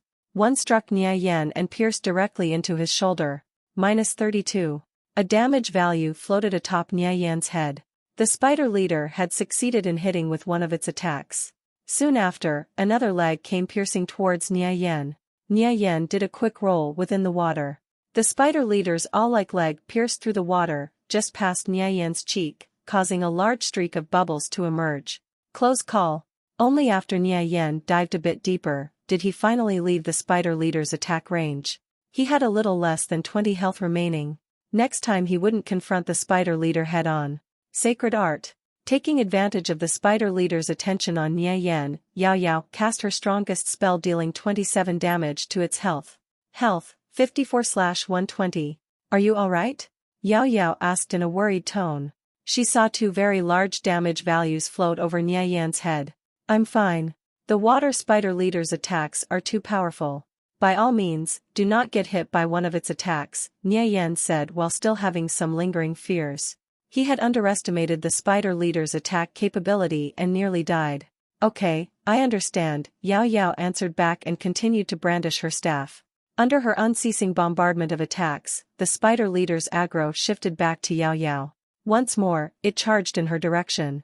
Holy smite. Holy strike. -15, health, 39/160. -16, health, 23/160. After Yao Yao finished casting another round of spells, she once again dove underwater. The spider leader irritably skittered around the water's surface. Nie Yen then fired off another 3 bolts, hitting the spider leader in its butt. Health, 5/160. So after kiting it back and forth, the spider leader's health bar was gradually drained clean. Following Yao Yao casting one final sacred art, the spider leader's health bar dropped to 0. Its body floated above the surface of the water, shriveled and curled up. The entire process was simpler than they had imagined. Seeing the water spider leader meet its death, Nie Yen finally relaxed and sighed in relief. After killing it, his experience bar rose to 52%. What item did it drop? Nie Yen asked. Come and see. Yao Yao put the 2 items she just picked up into the trade window. Fine silk gloves, bronze grade. Level requirements, level 0. Properties, defense 2-3, magic +3. Weight, 1.3 pounds. User restriction, mage, can be equipped by any faction. Rare fine silk, raw materials. Quantity, 5. You have the appraisal skill? Nie Yen asked. It's reasonable to say that recently dropped items should be unidentified. He would have never expected that Yao Yao, with her level being so low, had already learned the appraisal skill. Yao Yao nodded her head and said, correct. I learned the most basic appraisal skill. The gloves go to you and, since I need it, the rare fine silk to me, Nie Yen said. What difference does this rare fine silk have with ordinary fine silk? I wonder, will Physician Blevins accept this rare fine silk, or not?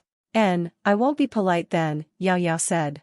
Fortunately, those gloves were just what she needed, having magic +3 as a property. To a mage, an increase in magic was the best property they could wish for in a piece of equipment. If it were placed in the market, it would go for at least 50 or 60 coppers.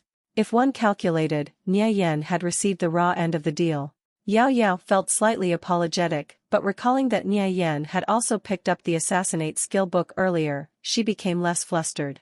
Yao Yao placed the rare fine silk in her trade window. Afterwards, both of them pressed accept. While the two were conducting the trade, they were both really close. Nie Yen glanced at Yao Yao's cheek. Her skin tone was as healthy as ever, jade-like porcelain so white, he couldn't find a single blemish. What are you staring at? Yao Yao asked in a panicked manner.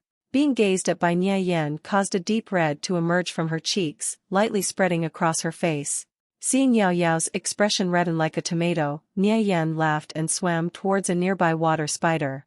After an afternoon of killing monsters, Nie Yen had collected 23 fine silks, and Yao Yao finally finished gathering the water sacks she required. In a few days, my team will be hunting in the Treant forest near Telik town. We still have a few spots, do you want to join? Yao Yao pretended to ask in a casual and nonchalant manner. However, in her heart, she actually had some faint hopes and expectations that Nie Yen would accept. Treant Forest is a small level 3 instance, it's one of the basic instances. The difficulty for basic instances is usually high. The final Treant King is pretty troublesome as well, an elite monster. If a fighter's defense stat didn't reach 60, and their health wasn't at least 220, they basically have no chance. How many people do you have? Including you, we have 18, 2 fighters, 2 berserkers, 2 paladins, 2 thieves, 3 priests, and 7 mages. How much defense and health do your fighters have? Nie Yen asked. If her team is skilled, there'd be no harm in going once. Treant Forest drops quite a few good thief-related items. 53 defense, and 230 health. Their health is fine, however, their defense is too low. I'd still advise you guys to not go, Nie Yen said as he shook his head. The fighters' stats were lacking a bit. Why? Yao Yao opened her eyes widely, staring at Nie Yen in bewilderment. The Treant King has a 2% chance of landing a critical hit. Therefore the fighter's defense and health must be high. The priest's heal skill also needs to be able to follow up. Otherwise, if a critical hit occurred and your fighters are killed, then your whole team will end up being wiped. Although you don't drop equipment or levels in an instance, you'll still lose 20% of your experience. Which is enough to be unbearable for most people. How do you know this? Nia Yan faintly smiled, but he didn't reply. Although I feel what you're saying could possibly be correct, they've already been preparing for many days. I can't just refuse to go, right? Just listen to my words. Have your fighters get their defense to 60 first, then you can go, Nia Yan said.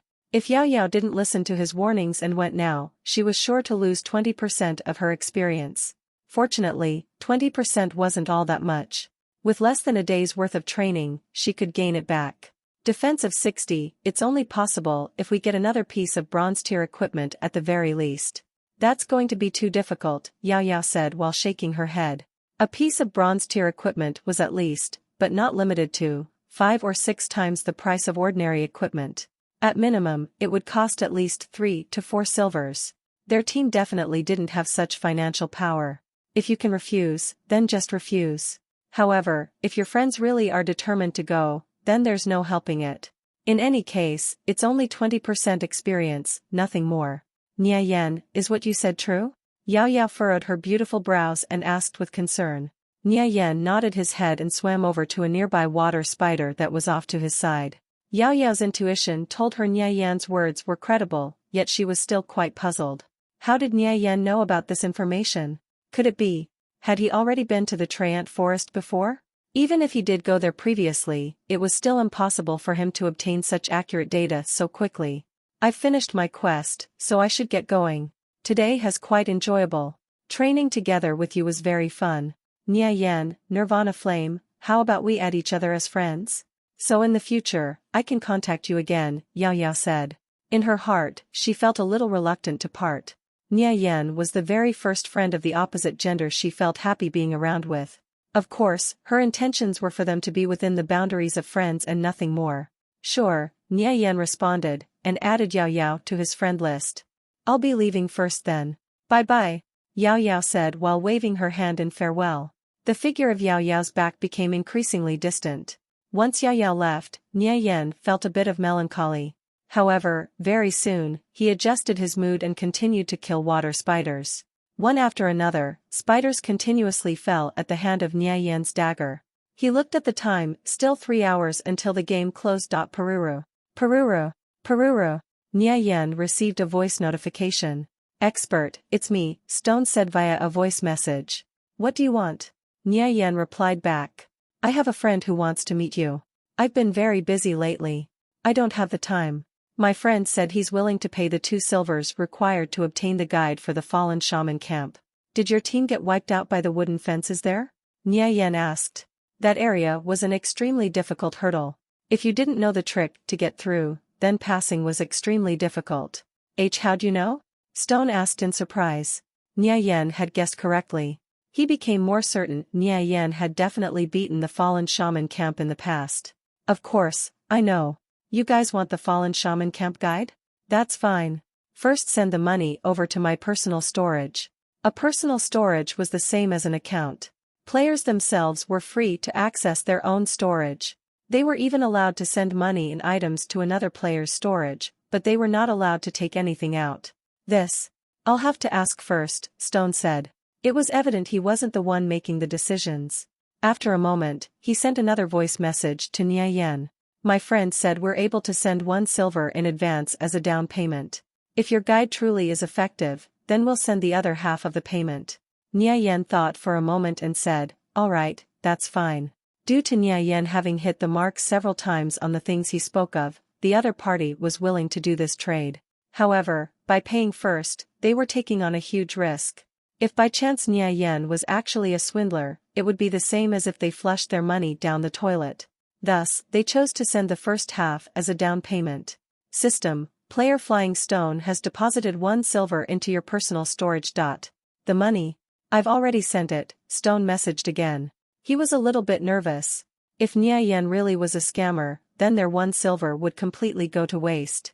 The first hurdle you'll face is by the wooden fences. There are 7 fallen shamans in that area. Don't send your warriors to tank.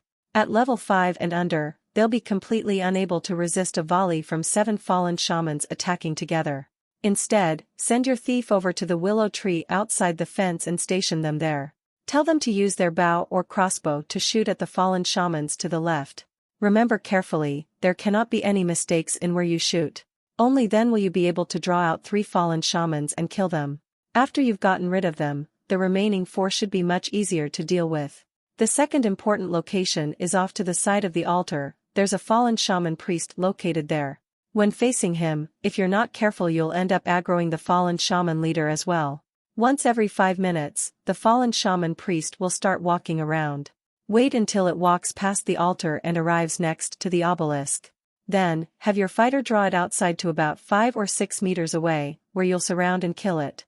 Afterwards, you'll be able to kill the fallen shaman leader.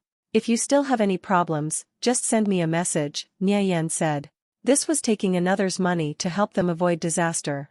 In any case, it was just a small instance. Very soon, someone would come along and beat it. So it was quite good that he managed to exchange some information for a bit of spending money. What's more, it was 2 entire silvers. That's all? Stone asked in a daze. That's all. Just this little bit of information was worth 2 silvers. Nia Yen had earned this money a bit too easily. However, this method for overcoming the hurdles was summed from the experiences of countless players. An average team needed to go through this instance at least several times before they could get a feel for it. In that perspective, perhaps the guide wasn't that expensive after all. Kalwar City Transfer Point. At present, a group consisting of 20 or so players were gathered together in a heated discussion. I definitely think that guy's a swindler. How could he possibly know the strategy for the fallen shaman camp? That person shouldn't be a swindler. Otherwise, how was he able to correctly guess where our party was wiped? Only by having a deep understanding of this instance, could he have known where we would fall apart. Everyone had differing opinions. Hence, it was very hard for them to come to a conclusion. Stone, what's up? Has he said anything? Asked a warrior on the side. He was Sleepy Fox, the captain of the team. Stone then proceeded to pass Nia Yan's words on to them. A priest pondered to himself for a while, before looking at his teammates and asking, "Do you guys think his words are trustworthy?" "Hard to say," replied a teammate beside him. The several hurdles they had to pass in the fallen shaman camp were too difficult for them. It was to the extent that they had all been wiped out before even having a chance to encounter the fallen shaman priest. We can't say for sure whether or not this Nia Yan, Nirvana Flame, has already beaten the fallen shaman camp with a team. He really is an expert. Remember the area where I was farming, near the fallen shaman camp? It was he who had told me about it. He said that he used to have a warrior account in the past, but he deleted it and made a new thief account. I have a feeling his old warrior account was around level 4 at the very least. If not, how could he know so much? Flying Stone said as he argued in Nia Yan's defense. In regards to Nia Yan's words, Stone held a firm belief in him. So we're gonna try his method then? Everyone, begin your preparations. We'll be setting off in 10 minutes, the priest called out as he came to a decision. Big Brother Fox, are we actually going? Another mage asked. I believe his words hold some degree of credibility. Otherwise, he wouldn't be so knowledgeable of the fallen shaman instance. Let's give it a try. If that person ends up being a swindler, then I'll make him pay the price, said Sleepy Fox in a confident manner. Truth or lie, he was still able to distinguish the two. If it weren't for them getting wiped at the instance prior to this, he wouldn't have allowed Stone to contact Nia Yan for help. Nia Yan was still killing water spiders and gathering fine silk. The whole process was rather mundane and boring. He was in the middle of fighting against a water spider, one that was already on the verge of being defeated. Hiss. Ee. The spider let out an intense high-pitched cry. In the distance, 6 water spiders were alerted by the noise. Their movements showed that they were heading to flank Nia Yan. Simultaneously dealing with 2 spiders was his limit. Any more, and he had absolutely no chance of winning. Nia Yan leapt forward. With a single vital strike, the lone water spider that had been surviving on low health was killed. As the spider fell, a single copper dropped from its corpse and floated into Nia Yan's hand. By that time, the 6 charging water spiders had already neared him. Without delay, Nia Yan dived into the water below and swam towards the lake floor. Upon arriving at their destination, the 6 spiders skittered about on the water's surface as they tried to find traces of Nia Yan. However, Nia Yan continued to swim a fair distance away. After about a minute, he felt himself start to suffocate. He turned his head and looked up to the surface of the water. Unexpectedly, the amount of spiders roaming around his location had increased in number. If he were to go up at this moment, he would certainly die. For the sake of not drowning, Nie Yen had no choice but to activate the underwater breathing ability of the water aversion pearl. He prepared to resurface after finding an area with fewer water spiders. A ray of light was cast down upon the lake, illuminating its serene depths. Near the lake floor, Nie Yan's eyes noticed a faint flash of golden light. His heart skipped a beat. It couldn't be some kind of treasure, right? In any case, the duration of the water aversion pearl's ability is pretty long. Nie Yan continued his descent, diving deeper into the depths of the lake. It was deep to the extent that one could not see the bottom, and the deeper he dove, the greater the pressure he felt bearing down on his body. Strange rock formations were clustered around the surrounding lake floor. Between these rocks were dim narrow passages where one's field of view would only extend to about 2 meters. Nie Yan was able to see a few black iron crystals and other types of ores covering the tops of these rocks. It was a pity he didn't have the mining skill. Thus, he could only leave them be.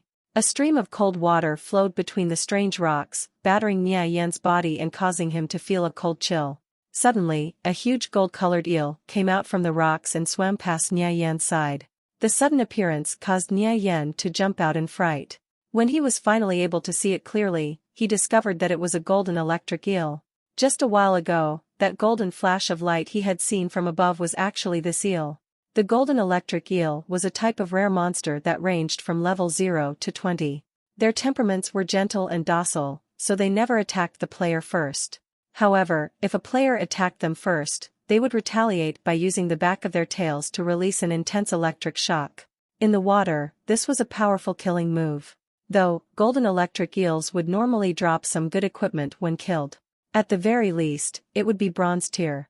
Golden electric eel, level 0. Health 80-80. Fortunately, it was only a level 0 golden electric eel. If the level were a little higher, Nie Yan basically wouldn't stand a chance. Nie Yan swam beside the eel and followed it closely. He was trying to find weaknesses as he observed its 3-meter-long body. The eel didn't seem to mind Nie Yan's existence in the slightest, to the point where it even swam a few laps around his body. It had been reported that the golden electric eel's weak point was its neck.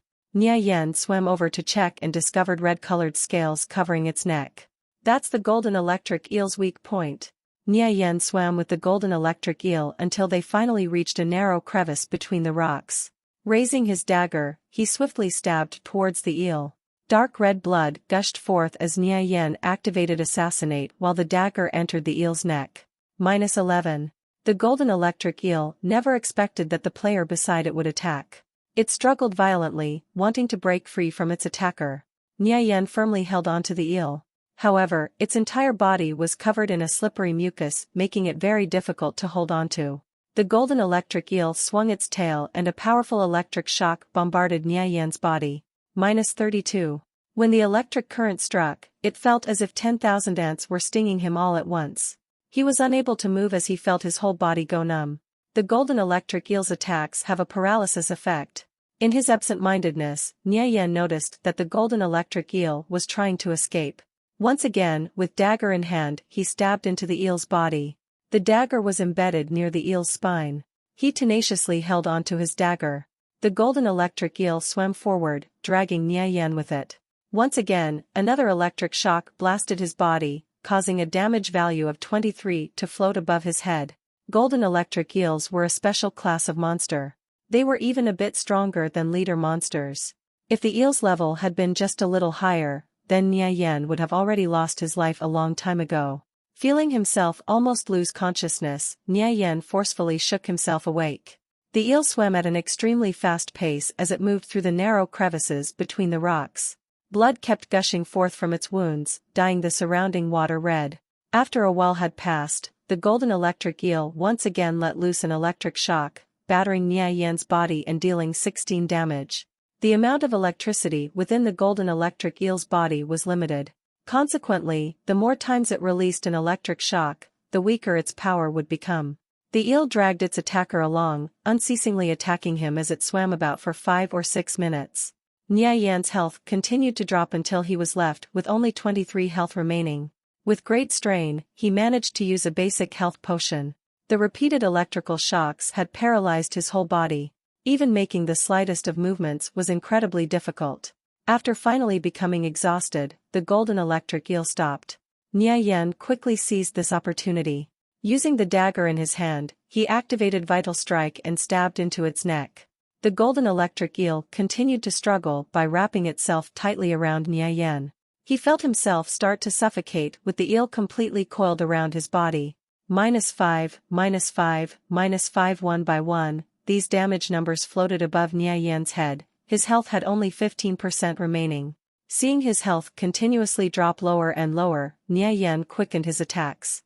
The dagger in his hand unceasingly stabbed at the eel's neck. -8, -8, -8 The golden electric eel's health appeared to have finally reached 0. It gradually loosened its coil, then flipped over and revealed its white belly. Nia Yan finally broke free from the eel's hold. Using his right hand, he caught a piece of equipment that the eel had dropped: a pair of gloves. Soft leather gloves, bronze. Properties, unidentified. A level 0 golden electric eel should drop level 0 equipment. As for the properties, I still need to go back to the city to get it appraised. However, since it's leather equipment, a thief can definitely use it. Nia Yan placed the soft leather gloves in his bag space. Gradually, the paralysis effect on his body wore off. He also didn't know where the golden electric eel had dragged him off to, so Nia Yan began swimming towards the surface. As he swam through the dark narrow crevices between the rocks, Nia Yan discovered a small plant in the distance. It danced and fluttered about as it followed the movements of the currents, lying firmly planted atop the rock. This small plant was half an inch in length, with 3 tile-shaped green leaves that were as soft as silk. Looking at its features, this should be water-scale grass. Nia Yan's eyelids jumped. There were 6 recipes for creating mana potions. Among these recipes, water-scale grass was the main ingredient out of the raw materials required to make them. Generally, the lowest tier of mana potion was worth around 30 coppers. Therefore, this water-scale grass as the main ingredient would be valued at around 20 coppers. Not far from where the water-scale grass was located, 2 red-colored water snakes emerged. Flower-scale water snake, level 3. Health, 100/100. Nia Yan lingered by the side for a moment, waiting for the water snakes to swim away. Only after they moved away, did he swim over to the area where the water-scale grass was growing. The plant resembled a gecko as it sat firmly atop a rock.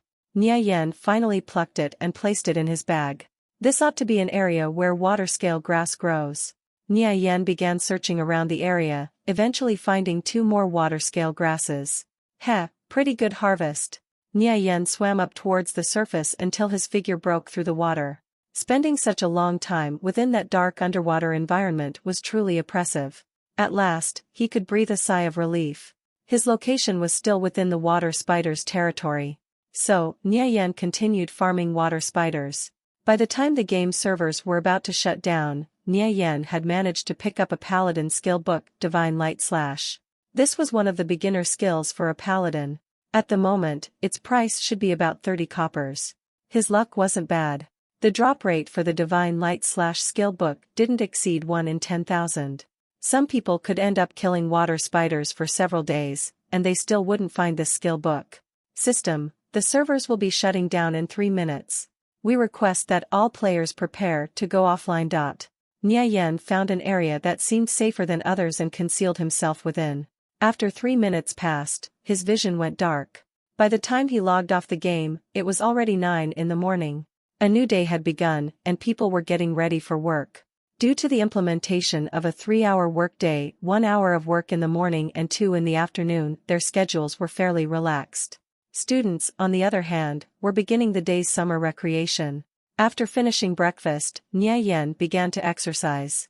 His old man, having a military background, had harsh and strict expectations for Nia Yan. Thus, his foundations were pretty good. Back then, he persisted for 2 years in tempering his body for the sake of assassinating Cao Su. He employed special forces training that he had gotten from the internet. The training methods were extraordinarily abnormal. Due to being too old at the time, he missed the optimum period of time to train his body. Thus, the results weren't that amazing. However, he still had the ability to easily knock out 2 or 3 grown men. When referring to 2 or 3 grown men, Nie Yen was referring to adults who had at least some training. The increasing productivity had liberated people from the toils of hard labor. Thus, the modern man placed an increasing importance on elite martial and intellectual education. Beside the core academic courses, electives such as kickboxing, taekwondo, and boxing could also be taken. Since people studied martial arts from a young age, everyone's physical fitness was pretty decent. At the very least, they would know a few martial arts techniques. Today, there was a never-waning abundance of huge martial arts tournaments of all kinds. Speaking precisely, the present society is one that promotes the martial spirit. He didn't have any equipment at home, so he could only do a few basic exercises. In the future, when his family would have more money, he could buy equipment and body-enhancing medicines. The effects would be much more distinct. He exercised for an hour and did 20 minutes of martial arts training. Afterwards, Nie Yen began to review his schoolwork. In this day and age, making use of one's knowledge was of the utmost importance, and the knowledge contained in textbooks covered just about everything. Starting from small such as simple physics and chemistry to the large such as manufacturing polymers, aircrafts, small-scale nuclear batteries, etc., all of these were covered. If he managed to put all of the knowledge within these textbooks to use, let alone manufacturing aircrafts, even constructing a mecha wouldn't be a problem at all. People in this age, with advancements of bioelectric stimulation in medicine, had an average IQ of 160 or higher. On the higher end, a person's IQ was even capable of reaching 260. However, throughout their whole lives, these people would still be completely unable to master all of the accumulated knowledge left behind by their predecessors. During high school, scoring 50 or 60% on a test paper could already be considered not bad. There wasn't a failing grade in these tests. However, every test mark would be recorded and entered into an individual's overall evaluation. Nie Yen, when he was in his first and second year of high school, was ranked among the top 3 in terms of academics. However, after he transferred from his school to a high-class one in the city, his achievements could only be ranked at the bottom. In this world, perhaps you could do plenty of things if you had money. However, knowledge is what secured a person's position indefinitely. Perhaps Nie Yen's father, using his money, could pave a future of brilliant prospects for him. Though, whether or not he was able to walk down this path, Nie Yen was still required to rely on himself. Nie Yen studied for an hour, then went back to training. Whenever he was hungry, he would take out a portion tube of nutrition tonic from the fridge and then go back to studying. He continued this cycle of studying, training, and eating until 1 o'clock in the afternoon. Ring! Ring! The phone in Nie Yen's home rang out. Hello. May I ask who this is? Nie Yen picked up the phone and asked. Nie Yen, how about we go out and play? I'm almost suffocating to death by staying at home. The voice Nie Yen had just heard belonged to Tang Yao. The pages in his memories once again began turning. Tang Yao was his best friend. The two had known each other since they were in diapers. Though Tang Yao's family eventually became quite wealthy, and they moved away to the city. However, their family ended up purchasing a villa near this town. So every summer, he would come over to visit and stay for a while. Tang Yao, this person was an especially loyal friend. In Nie Yen's previous life, when he had become very poor, it was Tang Yao who braved the risks of being discovered by Chao Su and secretly provided financial support to him. This allowed him to pass those harsh days much more easily. However, Tang Yao had one fatal weakness: he loved frequenting bars and womanizing. One time while drinking at a bar, he got into a fight with another man over a woman and ended up being beaten to death by that person. Due to the other side's background being too great, the case was left unsettled. Tang Yao, you're still alive. This is great. In this lifetime, I will definitely not let that sort of thing happen again. All of a sudden, tears began gushing forth and pouring out of Nie Yen's eyes. Hello? Nie Yen, don't just die on me. Say something. Where are we going? Nie Yen asked after restraining his emotions. Let's go to the PK bar. Are you interested? Recently, this conviction game has been really popular. Have you played it yet? I've been playing. I'm a level 2 Tempest Thief, Nie Yen replied. The PK bar is a gaming and entertainment club where players can transfer their characters from the game and compete with other players in various scenarios. This type of duel wouldn't raise a player's level, nor would it affect their progress in the game. Only occasionally were players able to win one or two pieces of equipment through gambling with other players. Not bad at all. You've already risen to level 2. When did you buy a game helmet? Tang Yao asked, somewhat astonished. He remembered Nia Yan's family was not well off at all. I've had it for some time now. Let's head out then. We'll have a stroll over to the PK lounge. I have a level 3 arcane mage by the way, Tang Yao flauntingly said in a somewhat proud tone. Nia Yan faintly smiled. 18 to 19-year-old kids all want to show off even the smallest accomplishments. Naturally, this was human nature. However, Nia Yan had already long passed that age. At the current stage, anyone who was able to rise to level 3 was a decently skilled player. Such players were in the top 10% of the player base. However, Nia Yan knew that Tang Yao's skills were still a bit lacking if he wanted to go to the PK lounge. The number of experts at the lounge were not few. It was a place where all sorts of experts gathered. Us going there to play is fine. However, it's best if you don't gamble, Nia Yan said. From his memories, Tang Yao loved to gamble, yet he would never win, not even once. This never dissuaded him, however, and he continued to enjoy it. Luckily, the amount of pocket money Tang Yao had wasn't very much, so losing wasn't that big of a deal. With the current teachings, the head of the family wouldn't give their child too much money.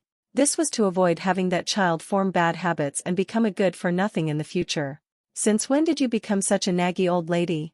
Hurry up, I'm heading downstairs. Alright then, Nia Yan reluctantly replied with a hint of helplessness in his voice. He understood Tang Yao's character. Preventing him from gambling was definitely impossible. Nia Yan only wished to remind him to show a little restraint while he was by Tang Yao's side. In his past life, there was a time when he didn't go with Tang Yao because he had fallen ill and didn't feel well. He heard that during that time Tang Yao had lost over 3,000 credits. Nia Yan washed up his sweaty body, changed his clothes, and headed downstairs. That brat, why is he still dawdling around? By the time Nia Yan came downstairs, Tang Yao had already arrived in his hover car and parked next to Nia Yan's house. Nia Yan pushed down the emotions stirring within his heart. He hadn't seen his friend in ages. The current Tang Yao was still the simple short little fatty he remembered. He and Nia Yan were of the same stature. It wasn't until their third year of high school that they would grow in height. The handsome and confident Tang Yao from that time was entirely different from the one currently before him. I was taking a shower. Get in the car. Hurry up. It wasn't easy slipping away, and when I get home my old man's gonna call me to help him out with his work again, Tang Yao urged. Nia Yan opened the car door and got in. We haven't seen each other in nearly a year, huh? You brat, you still haven't grown at all. You're the same too, Nia Yan said with a smile. This type of close and familiar feeling came back to him again. Tang Yao, it's been almost 3 years since we've last met. I lost over 1,000 at the PK lounge yesterday. Now this young master is burning with anger. I definitely have to beat those several brats until they only have their underwear left, Tang Yao hatefully said. He stepped on the gas pedal, and the hover car shot forward as if it were an arrow. Those guys, were they Wei Kai's group? Nia Yan recalled. He remembered those several people were the neighborhood bullies. When he was still going to school in this area, he was bullied a lot by them. It was exactly them. Yesterday I wanted to vent out some anger towards them in your place, Tang Yao gloomily said. In Tang Yao's mind, Nia Yan had always been very cowardly and timid, the type who didn't dare to utter a word when they were bullied. Thus, Tang Yao was always very protective of him. However, he was unaware that the present Nia Yan was no longer the previous weak and afraid person he once knew. Yo! You've arrived, young Master Tang, and just on time. An 18 to 19-year-old youth came walking forward. He was dark-skinned, with a skinny build. The clothing on his body looked like it hadn't been washed in several days. Once he spoke, he gave off a delinquent type of feeling. His name was Wei Kai. Due to his dark skin, a shade that would make him seem invisible during the night, Nia Yan and Tang Yao had once wondered if he were of African descent. Secretly, they started only referring to him as Black Person, a nickname which ended up spreading later on. This caused Wei Kai to direct his hate towards both Nia Yan and Tang Yao. However, he was still a little afraid of Tang Yao, as Tang Yao's father was the CEO of Linzhou Airline, someone he couldn't afford to offend. Consequently, from time to time, he would look for Nia Yan to start trouble with instead. There were also 5 others following behind him, though they were a bit younger. They were all a part of his group. Oh, this brat Nia Yan also came. TSK. He still hasn't learned enough of a lesson from last time. Those several brats grinned maliciously as they stared at Nia Yan. In his previous life, Nia Yan heard that Wei Kai caused some trouble and was exiled to another planet. Afterwards, there was no more word of him. The current Nia Yan, after reincarnating, could barely be bothered to keep these few delinquents in his mind. Regarding the bullying he received back then, what meaning was there for him to collect his debts now? No need to worry, you have me here with you. They won't dare do anything to you. Tang Yao spoke in a low voice and attempted to comfort Nia Yan. Nia Yan nodded his head. Tang Yao couldn't help but look at Nia Yan. The latter seemed especially calm today, this brat. Looks like he finally gained some courage. Less bullshit. Did you bring the money? Tang Yao said to Wei Kai. No worries, I brought 2,000. However, you'll be the one paying for our entry fee today. Wei Kai took out a bank card, shaking it in his hand. Only 100 or so credits and you're making such a hassle about it. Tang Yao slanted his lips in disdain as ruthless words came out of his mouth. I'm not like young Master Tang right here who's so well off with money. Our little group of commoners has no choice but to bother about this small amount of money, Wei Kai smilingly replied without the slightest bit of anger. From an adult's perspective, Nia Yan re-examined Wei Kai. He discovered Wei Kai, although simply a delinquent, still carried an air of shrewdness about him. There were many people like Wei Kai, fumbling through society, gaining a lot of knowledge and experience along the way. God damn. Isn't it just him having a rich old man? What's so amazing about that? The several youngsters behind Wei Kai couldn't bear Tang Yao anymore, and began cursing at him one after another. Tang Yao treated his friends very well. The reason his words were so unkind today was most likely because of Wei Kai and his group frequently bullying Nia Yan. Tang Yao ignored those several youngsters and walked up to the counter. He took out 200 credits, placed them on the reception desk and then said, "Boss, open up a private room for us. No need to return the change. Also, have the attendants send some drinks over. No Coke please. Room number 6. This is the card for your room." The manager handed over a card to Tang Yao as he spoke. "Please. You lead the way, young Master Tang," Wei Kai said while laughing. Then briefly, he swept his gaze towards Nia Yan. Their eyes locked, as they met face to face. Nia Yan stared back at him calmly. Wei Kai was mildly surprised. Today, Nia Yan appeared to be distinctly different than how he was in the past. Previously, whenever Nia Yan met him, he would be timid and afraid. Yet today, he was unusually calm. The group of people went over to room number 6. Nia Yan and the rest entered the room. The interior was separated into 2 areas. Each area had 5 platforms with recliners and machines. Players could hold 1v1, 2v2, 3v3, 4v4, and 5v5 battles. If they wanted to hold larger team battles, they were required to rent out a larger room. Nia Yan and Tang Yao entered one area and closed the door. Their area and Wei Kai's were separated by a glass wall. What level is Wei Kai? Nia Yan asked Tang Yao. A level 3 berserker, Tang Yao replied. Yesterday they had fought 10 matches, and Tang Yao only won 3 of them. After he returned home, he had his father's underling find him an arcane blast skill book, as well as a bronze tier mage robe which he exchanged for his own. He was well prepared to beat Wei Kai in a few matches, and thoroughly return all the losses he had received yesterday. 10 matches. The prize for every match was 200. What skills do you have? Nia Yan asked. For good or bad, Nia Yan had played Conviction for many years. Even if you've never eaten pork, you'd still be able to recognize a pig. So although he never played Arcane Mage before, he had faced them countless times in battle. As such, he somewhat understood their abilities. Arcane Missiles, Arcane Fireball, Arcane Blaze, Arcane Blast, and Magic Return. Tang Yao spoke without thinking. He never considered Nia Yan to know a lot about Conviction, as he had already trained up to level 3, while Nia Yan was only level 2. What's your health and mana? 120 health, and 150 mana, Tang Yao replied. His equipment could be considered decent for a level 3 arcane mage. Has Wei Kai learned Provoke yet? Nia Yan asked. He was really confused. With this set of skills, just how did Tang Yao manage to lose in his previous life? He's learned it. No wonder. Nia Yan suddenly understood. After a berserker learns Provoke, if they were able to use the skill well, they could easily suppress an arcane mage. It's about to begin, Tang Yao said as he put on his game helmet. Tang Yao was most likely going to lose. Nia Yan thought for a bit. He would continue observing for a while more. If Tang Yao started losing badly, then he would make a move. They swiped their IDs over the machine and then put on their game helmets. The machines here would automatically extract the player's character information from conviction and duplicate it. They were able to conduct battles here, and since the data was only a copy, it would have no relation with conviction. Everyone entered the game. Nia Yan and those 5 youngsters were placed in an auditorium, and the arena chosen was random. It appeared the first one would be in the mountains. The mountainous terrain was especially advantageous for arcane mages. Tang Yao and Wei Kai both finished their preparations. Following the sound of a system prompt, the two began the battle. Hey, brat. Long time no see. A level 2 Tempest Thief, huh? Not bad. Are you interested in having a match? The one who spoke was one of the boys from Wei Kai's group. Nia Yan faintly remembered that this guy's name was Shifeng, Stone Mountain. A level 2 battle thief. There was an essential difference between battle thieves and tempest thieves. Battle thieves had a more elegant title called knight errants. They were the same as tempest thieves in that they both had the stealth skill. However, when fighting, they placed a greater emphasis on combat. Usually, they used weapons such as daggers and had decent close combat abilities. The properties of professions are all unique. There was no division of strongest and weakest professions. Conviction had no weak professions, only weak players.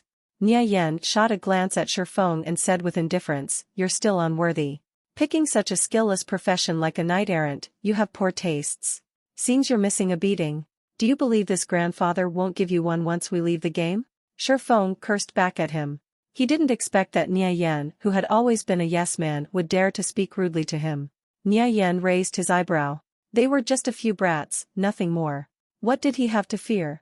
Even though his current body's health was a little weak, to the point where it was poles apart from his previous peak condition, by relying on his fighting skills, he would be able to deal with these kids who had barely reached adulthood, and still have energy left to spare. These good-for-nothings were a level inferior to Wei Kai. They were still a bunch of students, yet they dressed like delinquents and poured obscenities out of their mouths, thinking of themselves as gangsters. They were very childish. Though, in reality, being a gangster was also a type of profession that required skill to make a living. If you have the guts, then come out and fight me next match. Only one match? The stakes for this gamble are too small. I'm not that interested, Nia Yan said. Wasn't it too simple of a task to take care of Shifeng? The brat's grown up, huh? I have 300 here on me. Let's have a match. How about it? Shifeng took out a bank card. Nia Yan, this brat's becoming more and more courageous. If I don't teach him a lesson, he truly won't know how high the heavens are and how thick the earth is. I'll only play one game. I've got 700. Nia Yan brought out his bank card. He swiped it to show the amount of money in the card was 700 credits. This amount of money, to the 18-year-old Nia Yan, was an amazingly huge sum of money. Any of you guys have money? Lend me a few hundred. Shifeng turned his head and spoke to the friends beside him. I've got 200. I've got 100. I've also got 100. After borrowing 400, Shifeng finally had 700 credits. He hung out with Wei Kai, but after all, he was still a delinquent and never had much money on him. Nia Yan glanced at Tang Yao and Wei Kai's battle. In the mountainous terrain, Wei Kai wasn't able to fully display his berserker's abilities, and the match was won by Tang Yao. The next match was in open plains. Tang Yao would likely lose this one. Let's go then. Nia Yan withdrew his glance, then spoke to Shifeng. The scenery of the two people switched over. Soon, they appeared in a jungle. Thick vegetation surrounded them everywhere, and the two were separated by about 50 meters. Little brat. Watch this grandpa teach you how to respect others. Nia Yan faintly laughed. He didn't even bother having a verbal showdown with Shifeng. Shifeng muttered, whispering to himself, why is Nia Yan giving off a feeling that would make others feel unsettled today? System. Match start. Nia Yan and Shifeng both activated stealth. Stealth didn't equal invisibility. When a thief uses stealth, their body would melt into the background. If one didn't observe carefully, it was really hard to detect. However, if one concentrated their attention, they could still make out the flaws in the camouflage. Stealth was based on a thief's dexterity and their ability to hide themselves. Being discovered would depend on the other player's eyesight. At this time, the two were approaching each other. Nia Yan's footsteps were light and gentle. If he came across leaves and branches, he would carefully move around them. He left no footprints behind. After playing thief for so many years, if he were to be discovered by a novice like Shifeng, he'd be losing too much face. Nia Yan's eyes moved like electricity as he scanned the area. On a branch in the far distance, there was a trace of unusual movement. Focusing his gaze, he was able to distinctly make out the vague figure of a person. He had quickly discovered his opponent's position. Shifeng was moving about slowly and cautiously, carefully paying attention to his surroundings. However, to him, it seemed as if Nia Yan had disappeared completely. Shifeng couldn't find any traces of him whatsoever. A thief's ability to conceal themselves was very closely related to their surroundings. The more complex the background, the easier it would be to find them. However, if the background were simple and only had one color, even if the enemy carefully observed, it would be very hard to discover them. Just like a stick insect sticking to bamboo, they would completely melt into the background. Even if a predator came up close to it, they would still be unable to discover anything. Stealth's effectiveness was also greatly related to a player's ability to control their movements. While in stealth, the route and pace you walked in were all things that required very careful attention. For Nia Yan, he basically didn't need to conceal himself in such a meticulous manner. The motions of concealing himself had become instinctive to him. These movements had long penetrated through the core of his being, down to the bone marrow. After 10 years playing as a thief, even an idiot would still turn into an expert, let alone Nia Yan, whose comprehension abilities could already be regarded as quite decent. Shifeng brushed Nia Yan's side. Though, unexpectedly, he had moved past without noticing his opponent. Damn it. Where is that brat? Shifeng muttered under his breath. He had yet to realize that he had already been exposed. Nia Yan trailed behind Shifeng, following him closely. His gaze was focused on the area around Shifeng's back. The dagger in Nia Yan's right hand resembled lightning as it swiftly stabbed towards the back of his unsuspecting victim. By the time Shifeng felt something wasn't right, it was too late. Nia Yan's dagger had already arrived, penetrating deeply into Shifeng's back. Schlink! Splurt! The dagger easily cut into him, dealing 31 points of damage to Shifeng. Evidently, his defense stat wasn't very high. One attacked, and the other was being attacked. Immediately, the effects of stealth for both players disappeared simultaneously. Having finally discovered his assailant, Shifeng turned around and retaliated. He slashed back at Nia Yan, sweeping his dagger in a wide arc. Shifeng's dagger seemed to be just a bit short in length. However, that lack in blade length signified a miss as his dagger passed by Nia Yan. Vital strike. Nia Yan's dagger seemed to carry a cold glint as it streaked through the air, slitting Shifeng's throat. System, vital strike successful. Attack plus 5%, resulting in additional damage dealt. In one fell swoop, the 79 health Shifeng had remaining was instantly depleted. His eyes were filled with disbelief as if he had seen a ghost. Thud. His body collapsed onto the jungle floor. The entire course of events had taken place in merely a few seconds. Nia Yan still had full health remaining. The corner of Nia Yan's mouth faintly curved into a sneer. He wasn't required to showcase even the least of his abilities to deal with this novice level 2 knight-errant. Both of them were returned to the auditorium at the same time. Shifeng, what the hell happened? Just how did it end so quickly? The several youths encircled Shifeng and began asking questions. On the video screen, they saw the figures of both Nia Yan and Shifeng in combat after they had come out of stealth. In that fleeting moment, they were basically unable to clearly see, nor understand, what had occurred near the end. Within the blink of an eye, in simply a few exchanges, Shifeng had already collapsed on the ground. His movements were really fast. Shifeng recalled their earlier exchange. Nia Yan had only made a few simple movements, yet his speed was simply unbelievable. Moreover, Nia Yan had killed him in 2 strikes, one of them hitting him in the vitals. Inside the game, the system would assist a player's movements when executing skills. However, when it came to reaction speed, judgment, sense of attack and so on, all of them relied on the player's own capabilities.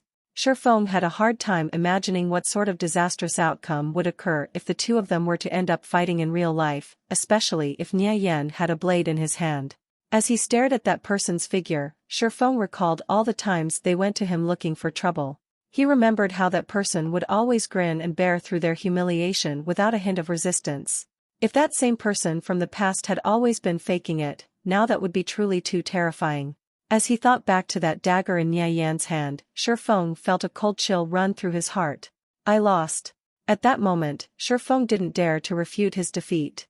The facts were arranged right before everyone's eyes. Furthermore, he had also lost to Nie Yan's boldness during the fight. There was no need to fear those who acted arrogant and tyrannical.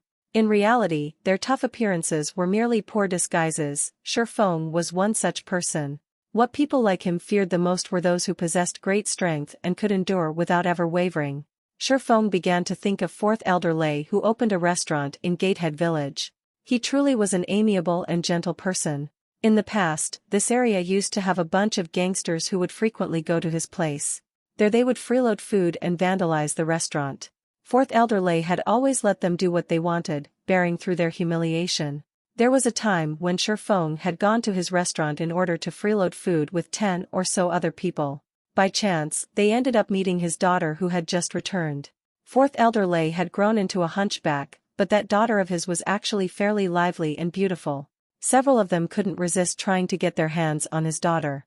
Fourth Elder Lei begged for mercy, but those gangsters wouldn't have it. They started to tear off his daughter's clothes, which enraged Fourth Elder Lei. He grabbed his kitchen knife and cut down 3 of those gangsters. They were instantly killed on the spot. Then, with his knife, he chopped off Boss Yin's arm. Fourth Elder Lei's whole body was covered in blood, yet he remained calm and unperturbed, allowing the customers on the side to call the police. At that time, Shifeng was so frightened he nearly urinated in his pants. Since Fourth Elder Lei had acted in self-defense, he was only sentenced to half a year in jail. After that, no one dared to cause trouble at his restaurant, nor lay a hand on his daughter again. People who could endure silently were the most terrifying. It was because if they were to snap one day, they would reveal their full ferocity, becoming fiercer than anyone else. Remembering the scene of that day, Shifeng felt his body break out in a cold sweat. After experiencing something like that, Shifeng had honestly and properly behaved himself for a while. Afterward, however, he began following Wei Kai's group.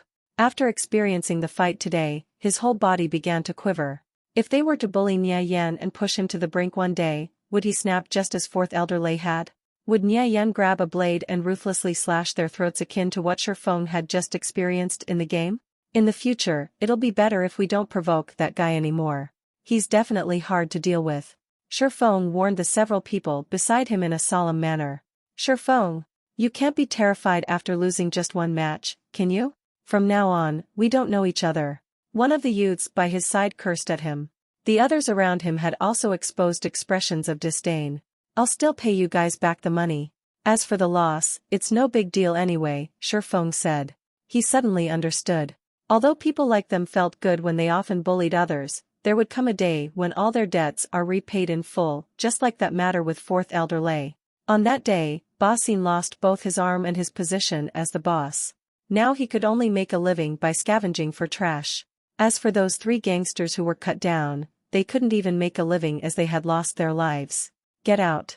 Scram. Nie Yan no longer paid attention to Shifeng and the others. He continued looking at the scene of the match. The competition between Tang Yao and Wei Kai was still in the second round. Since it was on an open field, this time, Tang Yao had lost his advantage. Eventually, he was killed by the slash of Wei Kai wielding his sword. One after another, the matches continued. After they had finished 10 matches, Tang Yao had won 2, while Wei Kai had won 8. As a result, Tang Yao lost 1,200 credits. Fuck, Wei Kai, that bastard also learned a new skill. This time, it's the Berserker skill, Resist Magic Aura. This beating is truly depressing, Tang Yao said while he fumed with anger. Resist Magic Aura increased the player's magic resistance. A Berserker with this skill was practically the bane of all mages. You know, Resist Magic Aura only decreases your damage by a little bit. When you're PvPing as an arcane mage, your movements need to be quick. Secondly, you need to keep your mana expenditure at a stable rate. Third, your reactions have to be fast as well. Furthermore, when you were fighting, your timing for casting spells was incorrect, Nie Yan advised. In terms of strength, Tang Yao's arcane mage was stronger than Wei Kai's Berserker by a lot. The reason Tang Yao lost wasn't because Wei Kai was more skilled than him by any means. Rather, it was because arcane mages had a higher skill cap. A skilled arcane mage could effortlessly toy a Berserker of the same level to death. However, an unskilled arcane mage would easily be hacked to death by a Berserker of the same level. Simple professions like berserkers, which were tanky hack and slashers, didn't require much skill to play at all. You brat. I didn't expect that you knew so much, Ting Yao said in admiration. In retrospect, Nie Yan's words made quite some sense. After pushing open the door, Wei Kai and his group came over from the other side with Shi Feng following from behind. The latter glanced at Nie Yan with a somewhat complicated expression on his face. Young Master Tang, it seems that your brother here is growing up more and more. Surprisingly, he even defeated Shi Feng. Wei Kai's narrow and slender eyes glanced over towards Nie Yan. In the past, Nie Yan had always been a well-behaved punching bag. Indeed, it appeared the Nie Yan of today and the Nie Yan from the past just weren't the same. Be it expression or temperament, there was quite a large change in both. Wei Kai switched the video on the screen over to the time when Nie Yan defeated Shi Feng in their fight. Afterward, he played it back in slow motion. The entire fight had concluded within 3 seconds. Looking at the screen, Nie Yan's movements and attacks were flawless and watertight. After watching the video, Ting Yao stared at Nie Yan with an astonished gaze, as if what he had seen was unimaginable. This brother of his, just when had he become so courageous and powerful? Just a few moments ago, you had a match with Shi Feng? Ting Yao was a little dazed. He still didn't dare to believe that person in the video was Nie Yan. Just a small match. He was too weak, though, Nie Yan replied in an unrestrained manner, not minding the people near him at all. Wei Kai gave a meaningful glance, signaling the youth who wore a flower-patterned shirt next to him. This action caught Nie Yan's eye. That person was called Li Yang, Wei Kai's right-hand man. Brat, don't get too conceited. Do you believe I can't beat you down? Li Yang approached Nie Yan and came at him with a kick. His age was 1 or 2 years younger than Nie Yan, however, he was taller and more robust in comparison. Nie Yan was a little short. Combined with his poor nutrition, he was also very thin and weak. Nie Yan coldly smiled, then dodged Li Yang's attack. He followed up by kicking Li Yang's supporting leg, stamping on the knee joint. He was no longer the same youth who had been so easily bullied in the past. His current strength was not one bit inferior to a second-grade mixed martial artist. It was just that his body was still weak. However, when it came to dealing with wannabe gangsters like them, he had more than enough energy to spare. Ah! Li Yang let out a miserable shriek as he reeled back, stumbled, and then fell. That blood-curdling scream sent chills through the hearts of everyone who witnessed this scene. With this show of force, Shi Feng was reminded of Fourth Elder Lei. At that moment, he felt becoming an obedient student at school would be quite a wonderful and fortunate idea. You're courting death. The several youths behind Wei Kai wanted to charge in and give Nie Yan a painful and thorough beating. However, they were all pulled back by Wei Kai. Li Yang's prior actions were simply Wei Kai's way of probing Nie Yan. Though admittedly, he was also greatly surprised. Unexpectedly, the timid and cowardly Nie Yan, who was always grinning and bearing through humiliation, actually had this kind of skill. From his experience, he had only seen those kinds of quick movements from a few people. Martial arts wasn't something one could quickly improve in only 2 or 3 days. It required long periods of training. Only then would one be able to slowly improve. Could it be? Nie Yan's cowardice in the past, was it all just an act? Why is it that no matter how I look at him, Nie Yan seems completely different today? Ignoring Li Yang, who was still clutching his leg and screaming on the floor, Wei Kai walked up to Nie Yan and said, "Young Master Nie, are you interested in playing a match?" He had even changed the way he addressed Nie Yan. After drifting through society for so long, he knew which kinds of people he could touch and which he could not. Nie Yan had just revealed his skill and completely put Wei Kai in awe. There's no harm in playing 1 or 2 matches. However, I won't play if the stakes are too small. Inwardly, Nie Yan felt unavoidably shocked. This Wei Kai was quite a character. The criminal bosses of the underworld acted outwardly kind in appearance, but commit evil deeds in secret. In addition, many of them would reveal astonishing talents when they were at a very young age, fostering them as they grew older. In his past life, he heard Wei Kai had actually become pretty well regarded. It was only until later on when he invaded another criminal organization's territory and caused a major event, did he disappear without a trace. 1,000 a match. I have 3,000, Wei Kai said. He had brought out all the money he had. That's too unfair. A level 3 berserker facing a level 2 tempest thief, don't you think you're bullying people too much? Ting Yao said in a dissatisfied manner. There was a difference in level, and it was a heavily armored warrior versus a lightly armored thief. It was obvious which side was superior. 3,000 a match. Nia Yan interrupted Tang Yao's complaints and spoke to Wei Kai. Fine. I'll keep you company then, Wei Kai replied. He didn't believe a level 2 Tempest thief was capable of turning the tables on him.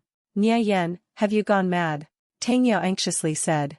A level 2 Tempest thief versus a level 3 Berserker, unless he was a heaven-defying expert who could bypass the level gap, he would definitely lose this match. I only have 1,400 on me. Lend me 1,600, Nia Yan said to Tang Yao while laughing. God damn it. If you lose, it's whatever. You still have to pay me back, though. Tang Yao angrily muttered back. I'll pay you back, Nia Yan said. Although Tang Yao's old man was wealthy, he still didn't get a lot of pocket money. Not to mention, it would all be earned through working for his dad. In this era, all high-class elites would educate their children in this way, making them earn their own living and become self-reliant. Bullshit. If you want to lose, just lose. Who wants you to pay them back anyways? Tang Yao swiped his card, transferring over 1,600 credits to Nia Yan. Thanks, Nia Yan said. Tang Yao was the type of person who had a sharp tongue, but a soft heart.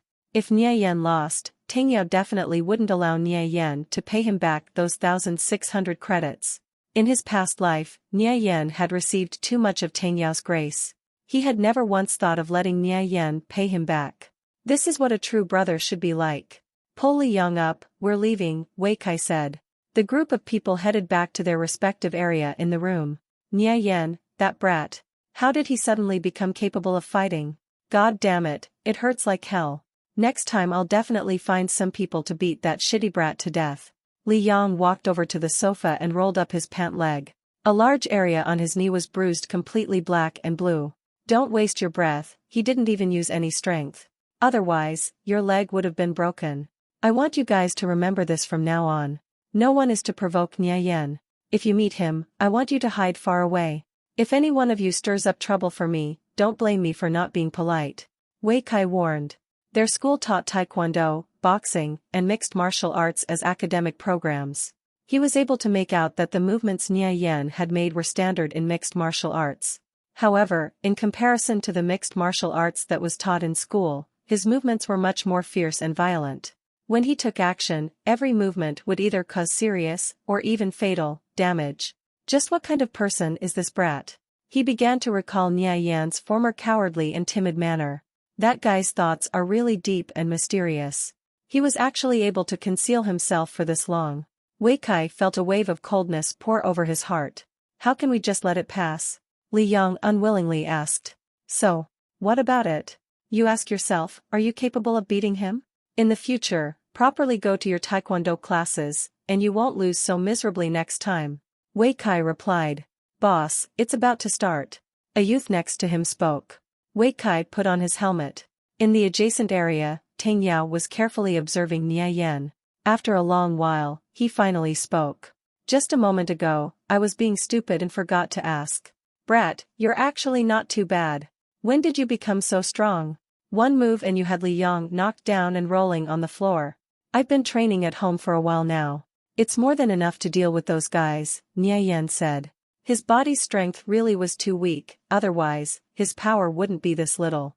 Li Yang and those good-for-nothings were like a bunch of pillows. Only Wei Kai would be a bit difficult to deal with. Even then, he still wasn't much of an opponent. You brat. You've certainly made me look at you in a new light. I'm still suspicious of whether or not you're the same Nia Yan I've known since childhood, Tang Yao said in quite a good mood. It doesn't matter how much I change, you're still going to be my brother, Nia Yan proclaimed. In his past life, even when he was at the lowest point of his life, Tang Yao still viewed him as a brother. Just as distance would determine the stamina of a horse, time would eventually reveal a person's true nature. For the sake of those words, let's properly have a toast when we get back, Tang Yao said while patting Nia Yan on the shoulder. Wei Kai's already waiting inside the game. Are you sure you can win? Tang Yao anxiously asked. No worries, just watch and see. What? Could it be you don't believe I'll pay you back that 1,600? Nia Yan laughed, joking around with Tang Yao. Go have your match. As for money, that kind of thing is useless to me. Even if you lose, it's not like it's the end of the world. Besides, you don't get much of an allowance every month anyways. If you end up losing that 1,400, you'll be eating boiled rice for a whole month, isn't that right? Tien, boiled rice is sort of like rice gruel. Putting already cooked rice in hot water and eating it like that. Pretty bland and tasteless. It's usually eaten by the poor. Watch as I toy this level 3 berserker to death. Nia Yen said with a confident smile. Good man. You're getting wilder and wilder. Tang Yao laughed. Two people wore their helmets and entered the game. When he re-emerged, the stage Nia Yen appeared in was an open prairie. There was an endless field of lush green grass. The dense underbrush was tall, roughly reaching up to a person's knees. My luck is pretty bad. Turns out it's a grassland stage, thought Nia Yen as he knitted his brows. However, even if he were in the open fields, he still had his tactics. The green background of the grassland served as good camouflage for a thief to conceal themselves with. The only flaw was that the dense undergrowth on the ground could possibly expose his whereabouts. The current stage is an open field. If you think it's unfair, we can switch stages, Wei Kai suggested. There would be a large amount of luck involved if they were only playing a single match. Different terrains suited different professions, and the open prairie suited warrior professions such as the berserker, who could freely charge around swinging their swords. Although Wei Kai was a bully, he surprisingly acted in a magnanimous manner. Doesn't matter. If it's an open field, it's an open field. Nia Yen grasped his dagger and entered stealth. His opinion of Wei Kai had actually changed by quite a bit. A gentle breeze blew past the open prairie, causing the tall grasses to bend in its direction. Gradually, Nia Yan's silhouette faded into the background. He has this much ability? Wei Kai felt his heart sink, his expression becoming solemn. He was observing carefully, yet he couldn't find any traces of Nia Yan's whereabouts. He wasn't even able to find any peculiarities with the thick grass on the ground either. Nia Yan did indeed have some skill. Wei Kai grasped onto his great sword and gradually drew closer. The shorter the distance between them, the easier it would be for him to find his opponent. Nia Yan walked alongside the wind, continuously changing direction in accordance with it. Even if he were to step on the grass, it would slant in the same direction the wind was blowing.